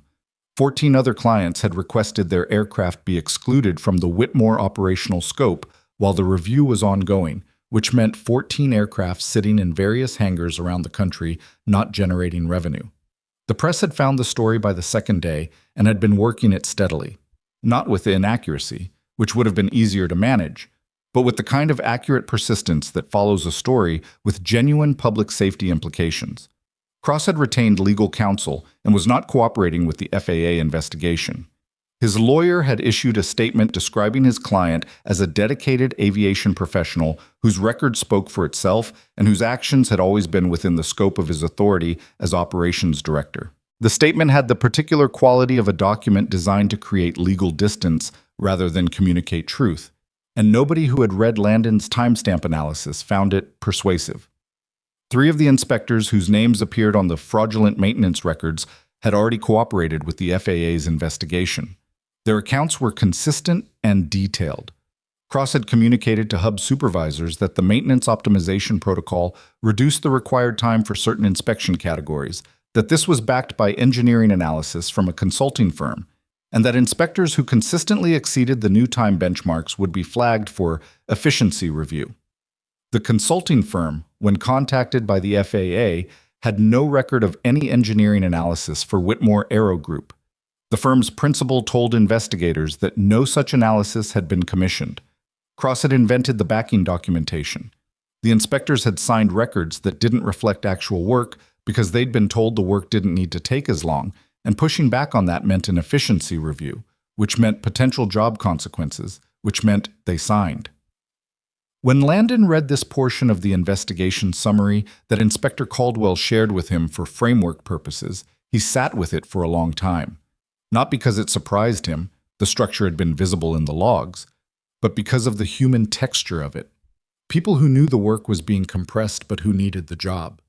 People who filed one quiet concern and then stopped filing when the concern was managed away. The whole architecture of small capitulations that had produced 311 aircraft flying with maintenance records that weren't true. It wasn't a story about one corrupt man.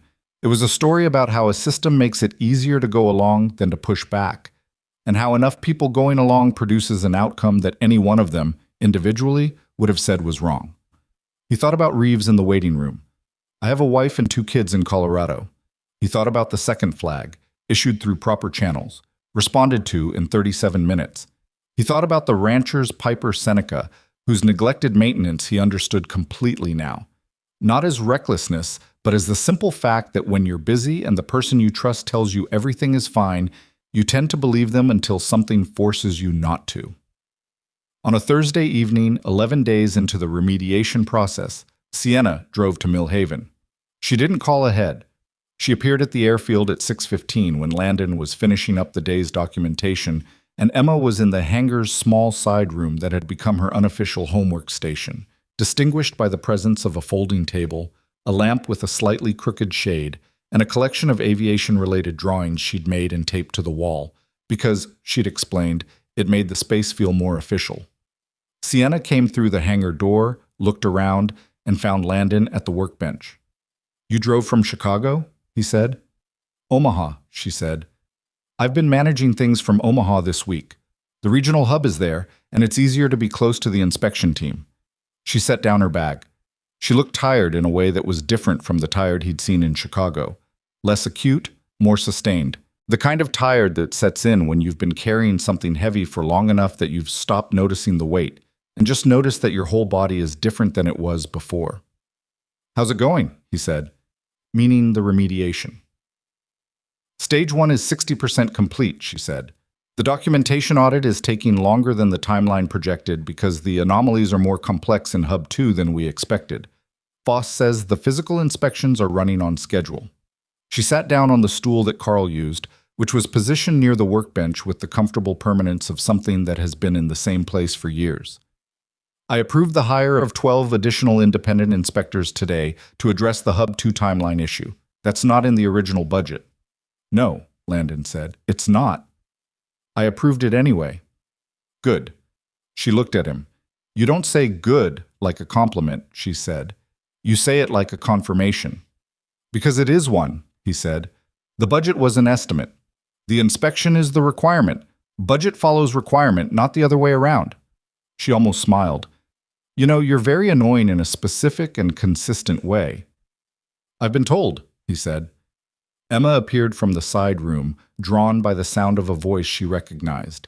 She assessed the situation, Sienna in the hangar, her father at the workbench, the general air of adults having a conversation that was probably important and probably boring, and determined that her presence was permissible.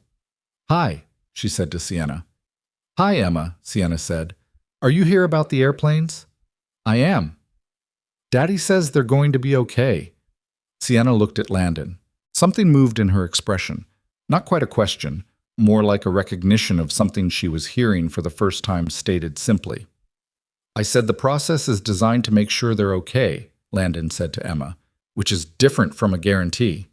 Emma considered this distinction. "But probably okay." "Probably okay," he confirmed. Emma nodded, satisfied with this epistemology, and went back to her homework. Sienna looked after her. Then at the drawing on the wall, the airplane with Landon printed across the fuselage in enormous letters, the man with the very large smile. "She put that up in the hangar," Sienna said. "Last week," Landon said. "I didn't tell her to. She just decided it belonged here." Sienna was quiet for a moment. "I came because I wanted to tell you something in person," she said, "and I didn't want to do it on a phone call because phone calls are... It's too easy to keep it professional on a phone call." He waited. "Damien Cross called one of my board members yesterday," she said. "Gerald Ashton, the one who asked him to leave the room." She looked at her hands. "He told Ashton that he had documentation showing that I was aware of the maintenance optimization protocol's effect on inspection windows, and that I had approved it with full knowledge of what it would mean for actual inspection times." Landon was very still. "He's claiming I knew," she said, "that I authorized it knowing what it would produce, and that he was implementing my directive. Is there documentation that supports that?" "His lawyer says there's an email," she said. "I haven't seen it. My counsel is demanding it be produced to the FAA investigation." She looked up. "I don't remember sending an email that says what he's describing, but I sent a lot of emails. I approved the protocol. It's possible he's characterizing something I sent as approving something more specific than I understood I was approving." A pause. "It's also possible he fabricated it. He fabricated maintenance records." Fabricating an email is not a longer reach. "What does your counsel say?" "They say we'll know more when we see the document. They say the context of the full email chain will matter." She looked at him directly. "What they cannot tell me is whether it's real. Only I know that. And I..." She stopped. "I approved things quickly. I trusted the summaries Cross gave me. There are emails I sent approving proposals where I was responding to his summary paragraph and not the full underlying document." A long pause. "I cannot tell you with absolute certainty that there isn't something in my outbox that he can hold up and make look like I knew." The honesty of it was striking. Landon had expected a more defended position, a clear assertion of innocence, the way people who are innocent usually lead with the statement of their innocence. What she was giving him instead was something more uncomfortable and more real. "You're telling me you don't know," he said. "I'm telling you I don't know," she said. "And you should know that, because you're the one whose name is on the remediation framework. If this becomes something different than a case of an operations director acting outside his authority, if it becomes a case of a CEO directing it, then what you're associated with changes." He looked at her for a long moment. "Why are you telling me this in person?" he said. She held his gaze. "Because you told me the truth about my aircraft when it was easier to let me go. And because you're owed the same." He thought about what he knew. He thought about the inspection records and the timestamp distributions and the structure of the system Cross had built. He thought about the 3 inspectors who had described being managed through the maintenance optimization protocol, and none of whose accounts had mentioned anything above the operations director level. He thought about the way a system of corruption tends to want to stay contained at the level that built it, and the way a man like Cross would understand that implicating the CEO transforms his situation from managed liability to catastrophic exposure. "The email will say what it says," Landon said. "If it's real, and it says what he claims, the investigation will determine that. If it's fabricated, the forensics will show that. You can't control which one it is. What you can control is what you do between now and when we find out." "I know that," she said. "Then keep going," he said. "Stage 1, Stage 2, Stage 3. Every aircraft inspected, every defective component replaced. The framework doesn't change based on what Cross is claiming. The aircraft don't get safer or less safe because of what's in his email." She was quiet for a moment. "You're not going to tell me it'll be okay," she said. I don't know if it'll be okay, he said. I know the inspection framework is right, and the remediation process is right, and the aircraft will be safe when it's done. The legal piece. That's not my area. No, she said. It's not. A beat. It's mine. She sat in Carl's stool in Landon's hangar for a while, not doing anything, just sitting, which was something she didn't appear to do often, and which she did now with the slightly uncertain manner of a person discovering that it doesn't actually make things worse. Outside, the prairie dark was coming in the way it comes in October, fast and complete, stars arriving in numbers that you only see this far from a city. Can I ask you something personal? Landon said. You can try, she said. Why did you build the company the way you built it? The speed, the growth, the... Cross was part of a pattern, not an accident. You picked people who made problems disappear. Why was that the priority? She considered it. He could see her deciding whether to give him the polished version or the other one. She gave him the other one. My father built a transportation company, she said. Trucks, freight, regional routes. He built it over 30 years, and it was solid, and it was his. And when I was 23, he had a heart attack, and the company he'd built was bought for parts by a competitor who had been waiting for exactly that moment. She paused. Because my father had been slow, careful. He built things that lasted, but he moved at a pace that left him vulnerable. She looked at her hands. I decided when I started Whitmore that I would never be slow. That the size of the thing you build is the thing that protects it. That if you're big enough, no one can pick you apart while you're down. And that philosophy produced Cross, Landon said. Not accusatorially, just following the logic. That philosophy created demand for someone who could make the company move at the pace I wanted it to move, she said. And Cross was very good at moving things. I didn't look hard enough at how. She looked up at the photograph of Julia on the wall. It was still there, where it had always been. What made you slow down? The question landed with its full weight. Emma, he said, losing Julia. Understanding that the things that matter don't actually move faster just because you push them. She looked at the photograph for a long time. I don't have a daughter, she said. I don't have anyone who needs me to slow down. I have a company that needs me to perform and a board that evaluates performance in quarterly increments, and she stopped. That's not actually a good excuse, I know that. It's an explanation, Landon said. Explanations aren't excuses.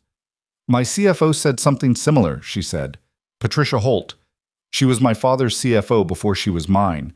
She told me the week after Cross was suspended that she had raised a concern about the maintenance optimization protocol when it was proposed.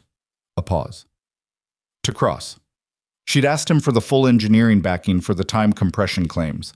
He told her the analysis was proprietary to the consulting firm and couldn't be shared externally for contractual reasons. And she accepted that? She flagged it to me, Sienna said. In an email, 3 sentences. She said she hadn't been able to verify the engineering backing for the protocol and wanted me to be aware. The hangar was quiet. I don't remember that email, Sienna said. I've looked. It's in my inbox, dated the week after the protocol was approved. She paused. I read it. I can see from the system that it was opened. I don't remember reading it. I was in the middle of the contract push for Chicago, and I was in 6 countries in 10 days, and She stopped. I read it, and I didn't do anything with it. Landon looked at the workbench, at the tool rack, at Emma's drawing with the enormous letters. Patricia Holt is still your CFO, he said. Yes. She flagged it. She got dismissed, technically, by Cross's proprietary excuse, but she flagged it to you anyway. She didn't stop there. Sienna heard what he was saying. She's not Cross, she said quietly. No, he said. She's not. They sat with that for a moment. The difference between the people who flag and the people who bury. The different kinds of people who exist inside any organization and how the culture decides which kind rises and which kind gets managed into silence. The remediation is going to cost the company significantly, Sienna said, shifting back to the present. We've already drawn down 2/3 of our operating reserve. The aircraft on the ground aren't generating revenue, but they're still generating maintenance costs, hangar fees, crew standby costs. She said it without self-pity, just the accounting laid out clearly. If the Chicago contract doesn't restore by Q1, we'll need to restructure debt. Is that survivable? Landon said. Probably, she said. The underlying business is sound. The client relationships are mostly intact. Most of our fractional owners are angry, but they're not gone. They want to see the inspection results, and they want to see us communicate honestly about what happened. She paused. 3 clients left permanently. I'm not going to pretend that doesn't matter. It matters, he agreed. One of them... She stopped. One of them is a family. Father, mother, 2 teenage kids. They've been fractional owners since the company had 40 aircraft. The father called me himself. He didn't have his assistant call. He told me that he trusted us with his family, that his kids had flown on Whitmore aircraft alone, to school, to visit grandparents, and that what he'd learned about the maintenance records was something he couldn't get past. A pause. He was very polite. He was more polite than I deserved. Landon said nothing. He asked me one question before he got off the call, she said. He said, Ms. Whitmore, when you knew about the safety flag from your pilot, why didn't you investigate it personally? She looked at the floor. And the honest answer is that I didn't investigate it because Damian Cross told me it was handled, and I trusted Damian Cross because Damian Cross had never given me a reason to doubt him, because he was good at making things disappear. She paused. I told the father that. I told him the honest answer. He said he appreciated the honesty, and he was still leaving. That's fair, Landon said. I know, she said. It's fair. She stood up from Carl's stool, picked up her bag, walked toward the hangar door and stopped, looking at the dark outside. The vast Nebraska dark with no city light to soften it, stars running from horizon to horizon in a quantity that always surprised people who weren't from here. This place, she said. Yeah, he said. You chose this deliberately, she said, not because it was what you could afford. You chose it. Emma needed somewhere that felt permanent, he said. After Julia.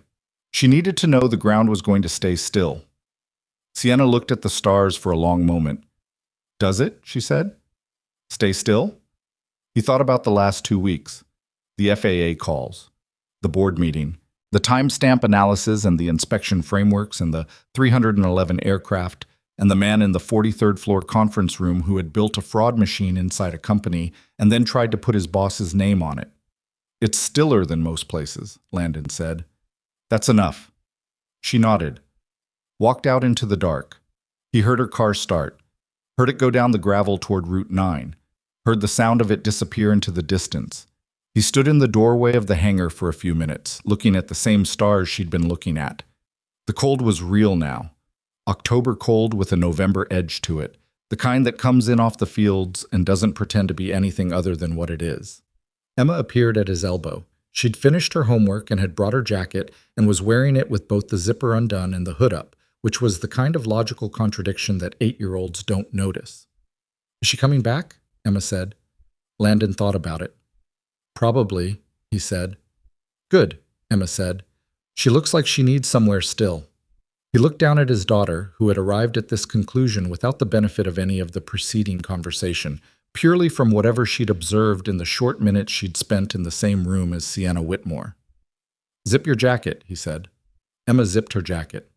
They stood together in the hangar door for another minute, looking at the prairie dark, and then they went inside because it was a school night, and there was homework to check, and the leftovers from dinner weren't going to put themselves away. The inspection reports started coming in during the 3rd week. FOS coordinated them through a shared documentation system that Landon had set up and that the FAA investigation team had access to, and each report landed in the system with its specific findings: component status, work completed, certification recommendation. Some aircraft came through with minor findings, easily addressed. Some came through with findings that were more serious, components that had been running longer than they should have on compromised integrity, metal fatigue that the 10-minute visual pass had not detected and would not have detected. 14 aircraft had findings serious enough to require grounding for major repair rather than the standard inspection and sign-off process. Of those 14, 3 had component failures that FOS's team assessed as being at high risk of in-flight consequences within the next 100 flight hours. Landon read those 3 assessments on a Friday morning at 5:30 before Emma was awake, sitting at the kitchen table with his coffee and the report on his laptop screen. 3 aircraft, within 100 flight hours, 12,000 monthly flights across the fleet. The math of it was simple and terrible, Those 3 aircraft had been flying. Not as much as they would have been without the operating restriction, but they'd been flying in the days between the storm and the grounding. People had boarded them and arrived safely, and walked off without knowing how close the margin had been. He closed the laptop after a while, sat with his coffee going cold. The margin mattered. The margin always mattered. And the margin existed this time, because a Gulf Stream had been forced down by a storm in Millhaven, and a pilot had made a good call, and a man in a small hangar had looked at a vibration damper assembly with his own eyes and seen something that 3 signed inspection reports had said wasn't there. Emma came downstairs at 7, her hair doing what her hair always did, completely its own thing, wearing the soccer jersey she'd been wearing every morning for the last 2 weeks because it was her current favorite article of clothing, and she saw no reason to rotate it more frequently than strictly necessary. "Is today Saturday?" she said. "Friday." "Oh," she said, with the specific disappointment of someone who has miscounted. "How many more days until Saturday?" "1," he said. "1 is fine," she said, and started looking for breakfast with the focused energy of someone for whom Saturday soccer was the primary organizing event of the week. Landon watched her pull a bowl from the cabinet and the cereal from the shelf, executing the routine of a morning in the way that children execute routines, with complete confidence that the morning will be there, that the cabinet will be where it was, that the bowl will be where it belongs. He thought about the 14 aircraft, the 3 serious ones, the 100 flight hours. He thought about the family, the father who had called Sienna personally, who had sent his teenage kids alone on Whitmore aircraft to visit grandparents. He thought about Emma. Then he opened the laptop again and sent Foss a note about supplemental inspection protocols for the 14 aircraft with serious findings, because the frameworks didn't stop being work just because the feeling was large. Emma poured her cereal. The morning came in through the kitchen window with the flat insistence of a late October day that has decided to be bright whether or not anyone is ready for it. The email Cross's lawyer produced turned out to be real. Landon learned this on a Monday morning in the 4th week of the remediation from Inspector Caldwell, who had by this point become a regular voice in his life in the way that people become regular voices when a situation runs long enough, familiar, direct, carrying news he hadn't asked for but needed. The email existed. Sienna had sent it. It was dated 8 months prior, 2 weeks after the maintenance optimization protocol had been approved, and it read, in the relevant portion, as follows. Damien, the Q3 schedule performance numbers look strong.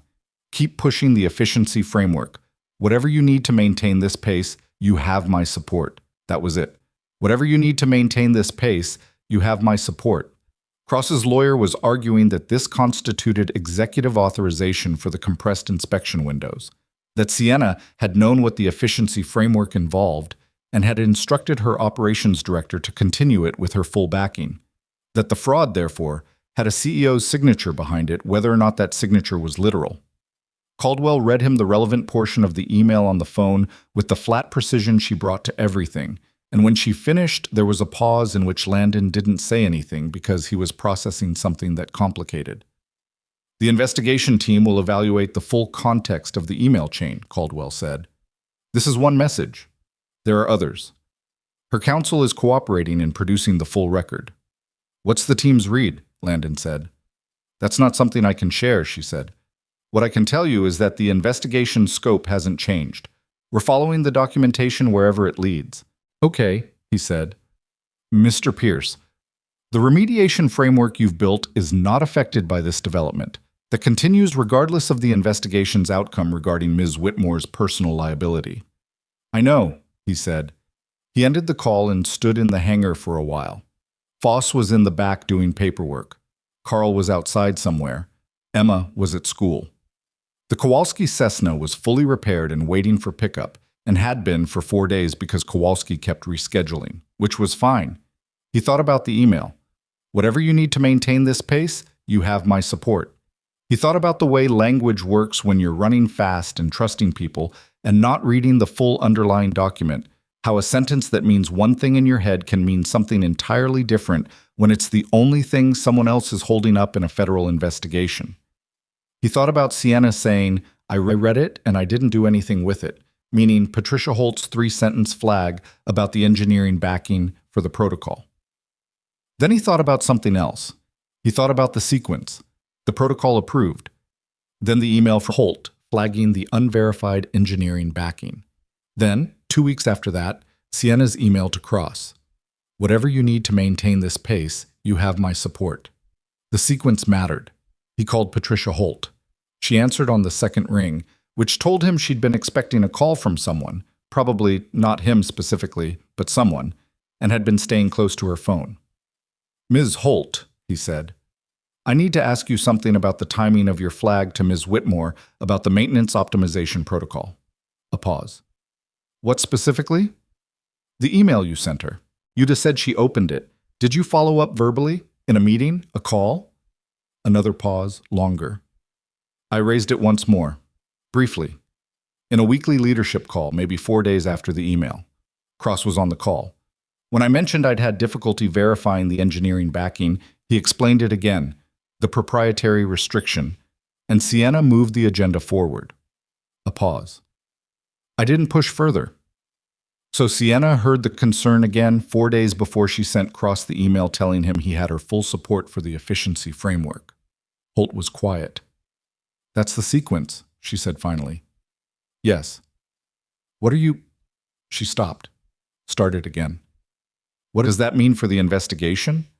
I don't know, Landon said honestly, but it means the email isn't a standalone document. It exists after a flag, and someone deciding how to read that email needs to know about the flag and the call. I told the FAA investigators about the email I sent, Holt said. I don't know if I gave them the specific detail about the leadership call. You should, Landon said. Call Inspector Caldwell. Today. A long pause. Mr. Pierce, she said carefully, you understand that the sequence you're describing, doesn't necessarily help Sienna. It could be read as showing she was informed and moved forward anyway. I know that, he said. I'm not trying to construct a version of events. I'm trying to make sure the investigators have the complete record. Whatever they determine from the complete record is what they determine. Another pause. Then, I'll call today. He hung up, went back to work. There is a particular kind of waiting that comes when you've done the thing you could do and the outcome is genuinely out of your hands. And it is not comfortable waiting, but it is honest waiting, which is the only kind Landon knew how to do. The remediation kept moving. Foss's inspection team was into its third week of physical inspections, and the reports kept coming in. The rolling certification process that Landon had designed as Stage 3 was beginning. The first aircraft cleared and returned to service on a Tuesday morning, a Gulfstream G550 belonging to a corporate client in Dallas, whose own independent inspector had been working in parallel with Foss's team and confirmed every finding. The first cleared aircraft took off from a hangar in Dallas at 9:14 in the morning. Landon knew the time because the system sent him a notification since the return to service authorization bore his name on the framework document.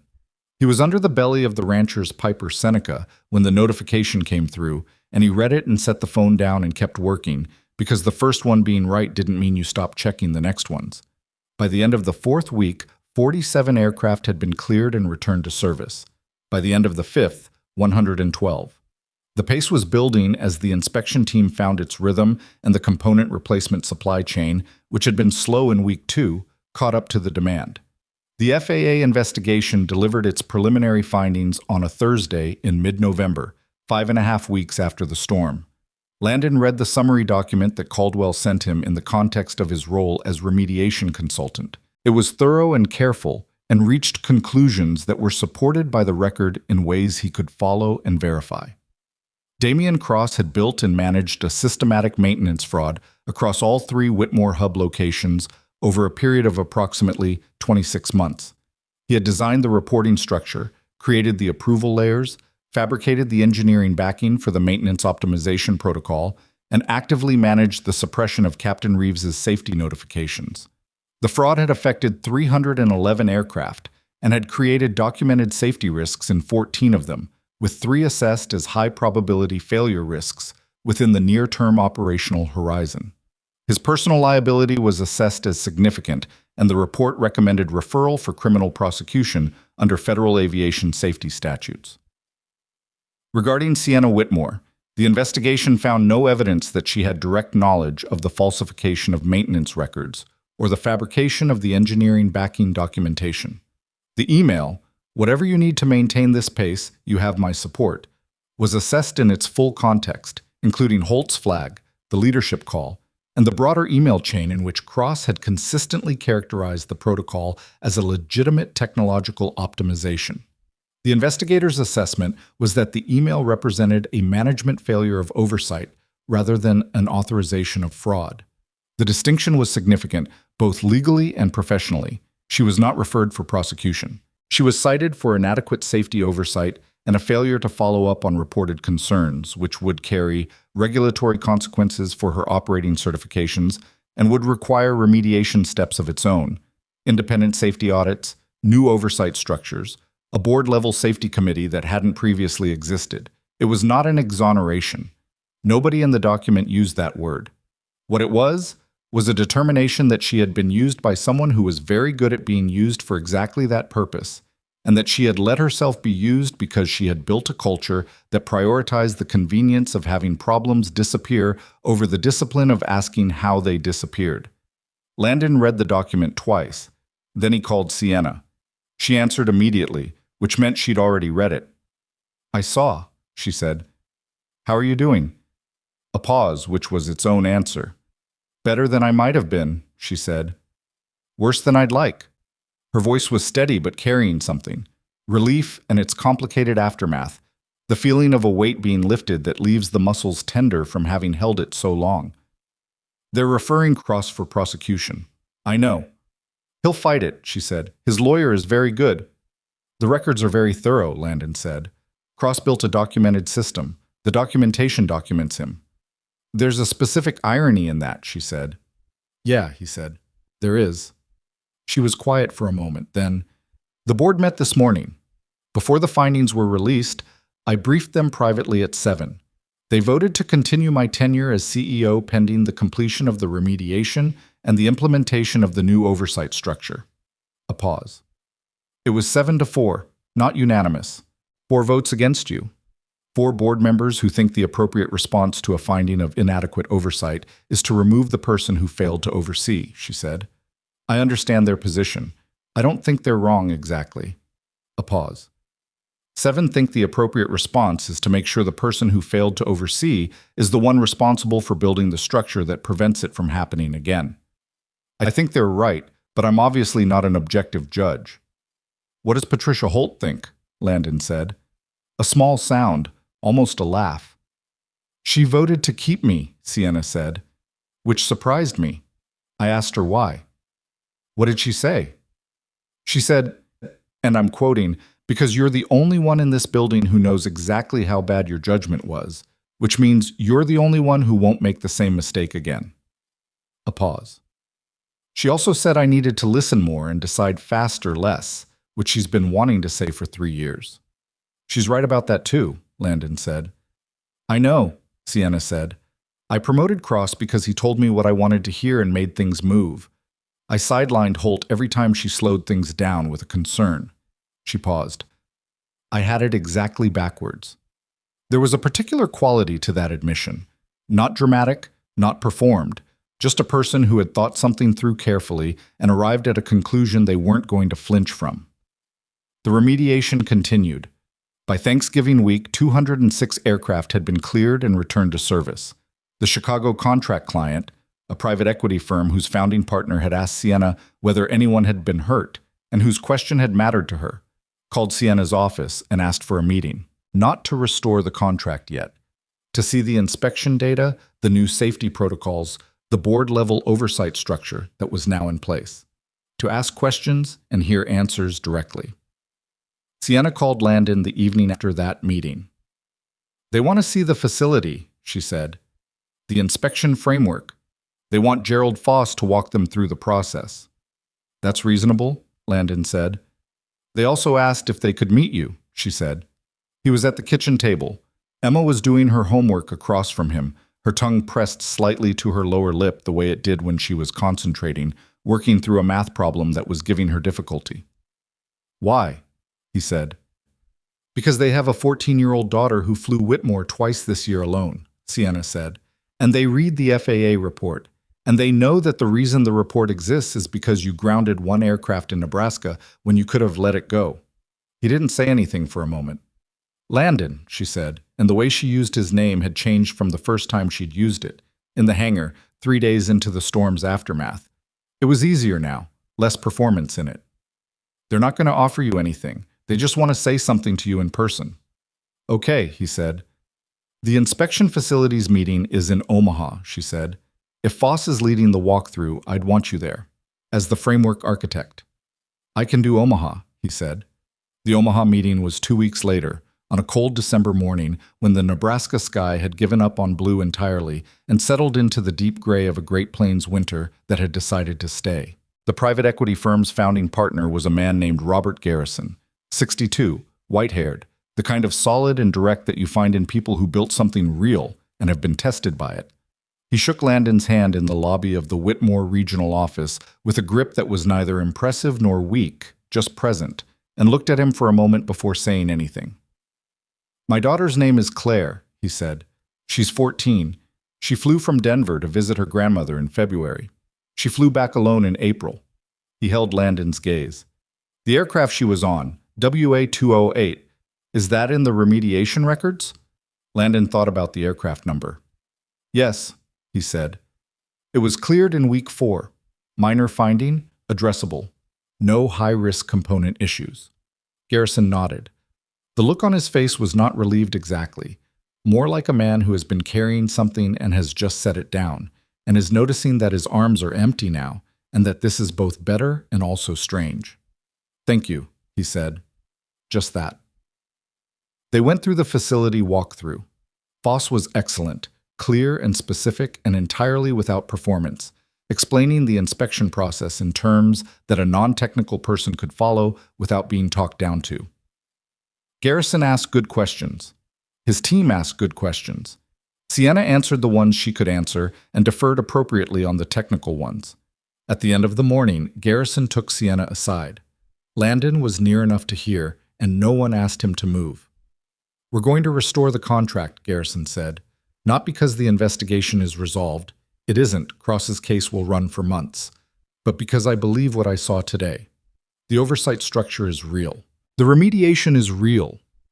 He looked at her with the particular look of someone who has made a hard decision and is at peace with it. You have one more chance. Not because you deserve it. I don't think that's the right frame. But because the work deserves a chance to mean something. Sienna held his gaze. I understand the difference, she said. I believe you do, he said. Now.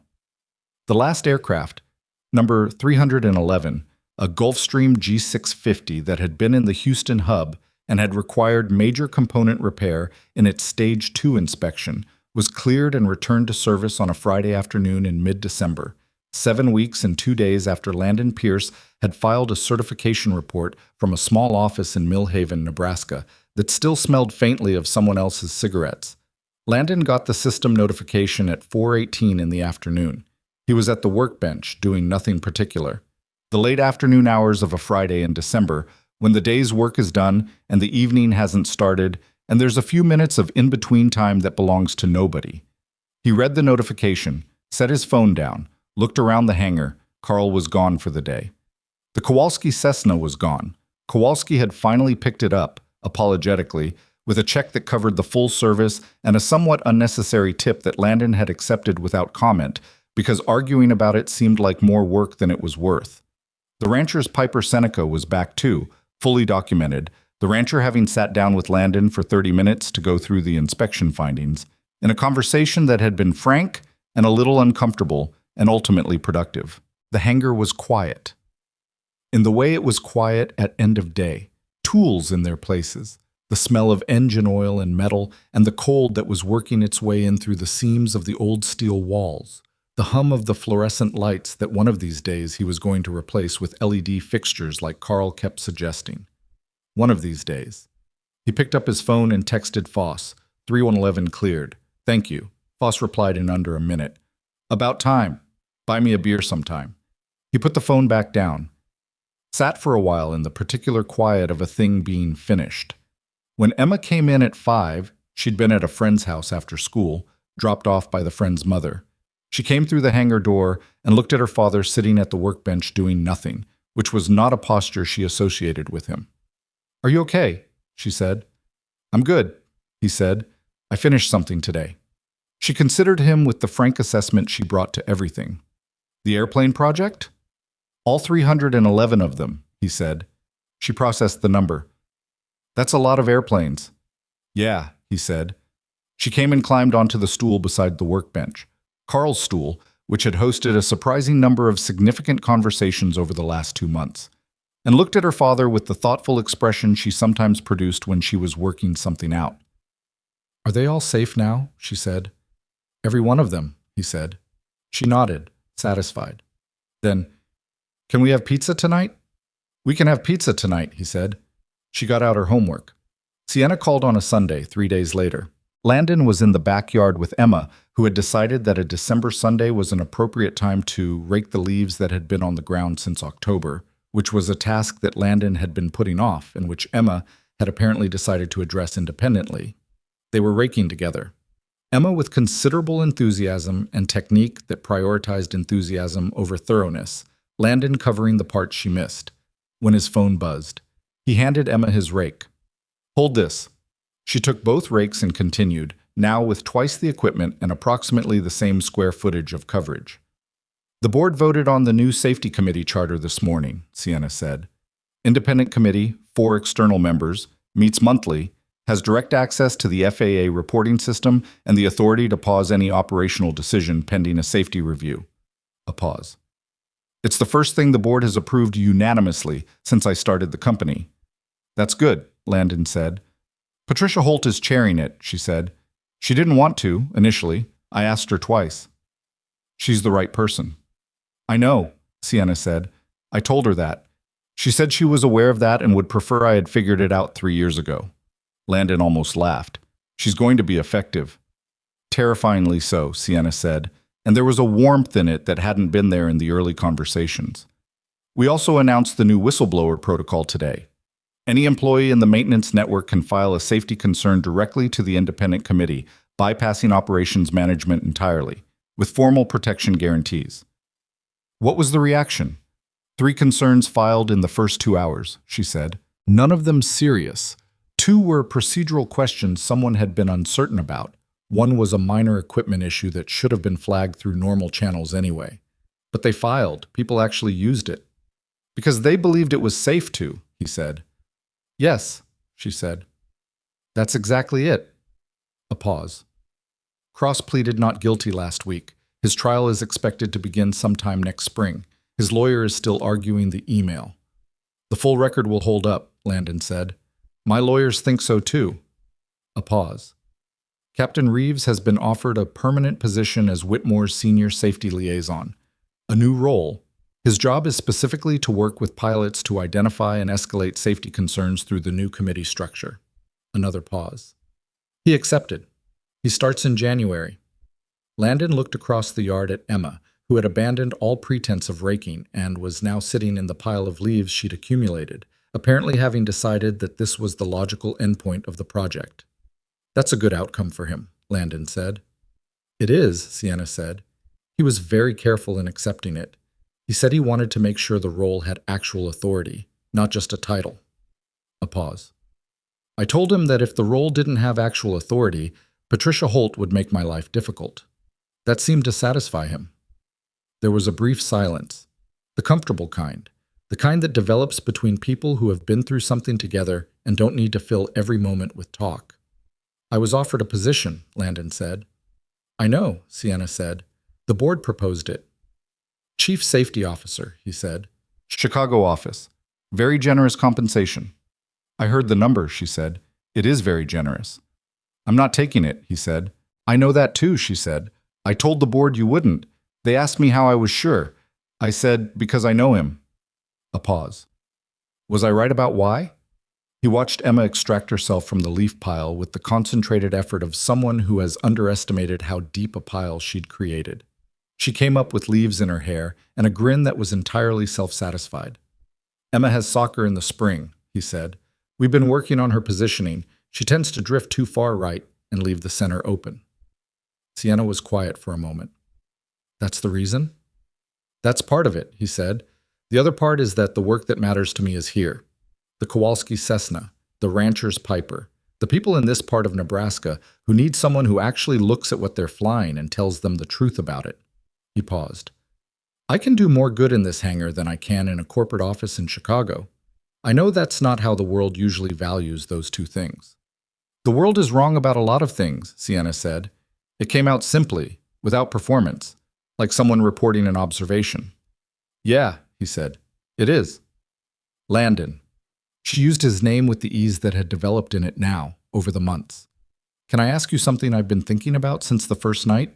Since you were sitting in your waiting room and I asked you why you couldn't just let us go? Go ahead, he said. You said you couldn't, that it wasn't possible, but it was possible. You could have signed the release, we could have flown, probably nothing would have happened. You made a choice. What I've been trying to understand is, where does that come from? The part of you that couldn't walk away from the right thing just because it was harder? Emma had started raking again, with somewhat more method this time. The December light was doing something specific to the yard. Low and amber, the way winter light in Nebraska is always trying to make the ordinary look significant. My wife was careful, Landon said slowly. Julia. She was careful in all the ways I wasn't always careful. She checked things. She asked questions. She didn't assume that good outcomes were guaranteed just because nobody had flagged a problem yet. He paused. I think I spent the first few years after losing her trying to become the version of careful she was. Not because I owed it to her, because I understood after that it was the right way to be in the world. He watched Emma. Emma does it naturally. She got it from her mother. Sienna was quiet for a long time. I'm sorry you lost her, she said. Just that. No addition to it. Thank you, he said. After the call ended, he put the phone in his pocket and went back to his rake. Emma looked up at him. Was that the airplane lady? She said. Yeah, he said. Is everything okay with the airplanes? Everything's okay with the airplanes, he said. Emma nodded and went back to her work. They raked together in the low December light, the leaves going into piles that the wind occasionally disagreed with, and the yard not getting done as fast as it would have if Landon had done it alone, but getting done in a way that was better than that. 3 weeks later, on a Saturday morning, Emma's soccer team won their first game of the season. The score was 2-1. Emma scored neither goal but made the defensive play in the final 4 minutes that protected the lead, reading the opposing player's drift left, staying with it, making the right call at the right moment. Landon, coaching from the sideline with his clipboard and his deeply inadequate folding chair, watched her do it and said nothing, because some things you witness and don't interrupt with commentary. After the game driving home, Emma was quiet for a while. Then she said, I saw her drifting and I just stayed with her. I know, Landon said. It worked. It did. She looked out the window at the winter fields going by. Then, is that what you do? With the airplanes? You just stay with the thing that matters and you don't let it drift? He thought about the damper assembly. The 11-minute inspection. The timestamp that was mathematically impossible. 311 aircraft. And the one that started it, a Gulfstream sitting in the storm rain in Millhaven, while a woman in designer heels looked at his hangar and found it worthy of contempt. Yeah, he said. That's what I do. Emma nodded, satisfied, the way she was satisfied when something clicked into alignment. They drove home through the December fields. The sky was the flat gray of a winter that had settled in and intended to stay a while, and the road was straight and familiar, and Millhaven was 40 minutes away, and the hangar would be there when they got back, with the faded sign and the cracked asphalt and the fuel pumps and the tools in their places and the photograph on the wall of a woman laughing in the Nebraska wind. Not perfect, not grand, not the kind of place that looks like much from the outside. He sat in the car for one more moment, just one, then he followed. End of part 5. End of story.